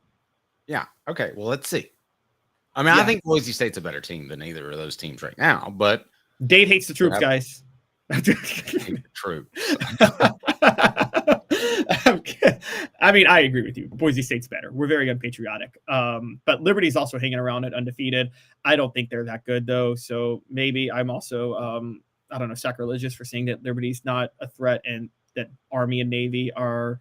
I'm being sacrilegious and anti-troops by saying Boise State's above all 3 of those schools. You're a terrible person. Anything else, Caleb? Nope, not really, except that even though they didn't play this week, Cam Ward still leads my Heisman race, and my top 5 is Texas, Penn State, Oregon, or my top 4 is Texas, Penn State, Oregon, and I'm going to say Miami as of right now. So it is Thanksgiving Day in Canada. Anything you're thankful from that came from the nation that is Canada? Didn't they invent syrup? Like maple syrup? Probably not. The answer is Norm Macdonald, and that's the only correct answer. Wait, no, it's not. No, Nickelback, Avril Lavigne, Justin Bieber. I mean, like, that's a concert for me right there. That's reason enough to go take some 41. Oh, man, yeah. That's reason enough to go take over Canada. Just invade the country and let's make it U.S. If Army or Navy makes a college football playoff, Dave should be like, you know what? We should invade Canada. That's the bet. That should be the deal with the country. If Army or Navy makes the playoff, they should have to invade Canada. He's Caleb Calhoun. I'm Dave Hooker. On the way out, please click that like and subscribe button. Off the Hook Sports, weekdays at 10 a.m. We certainly appreciate you.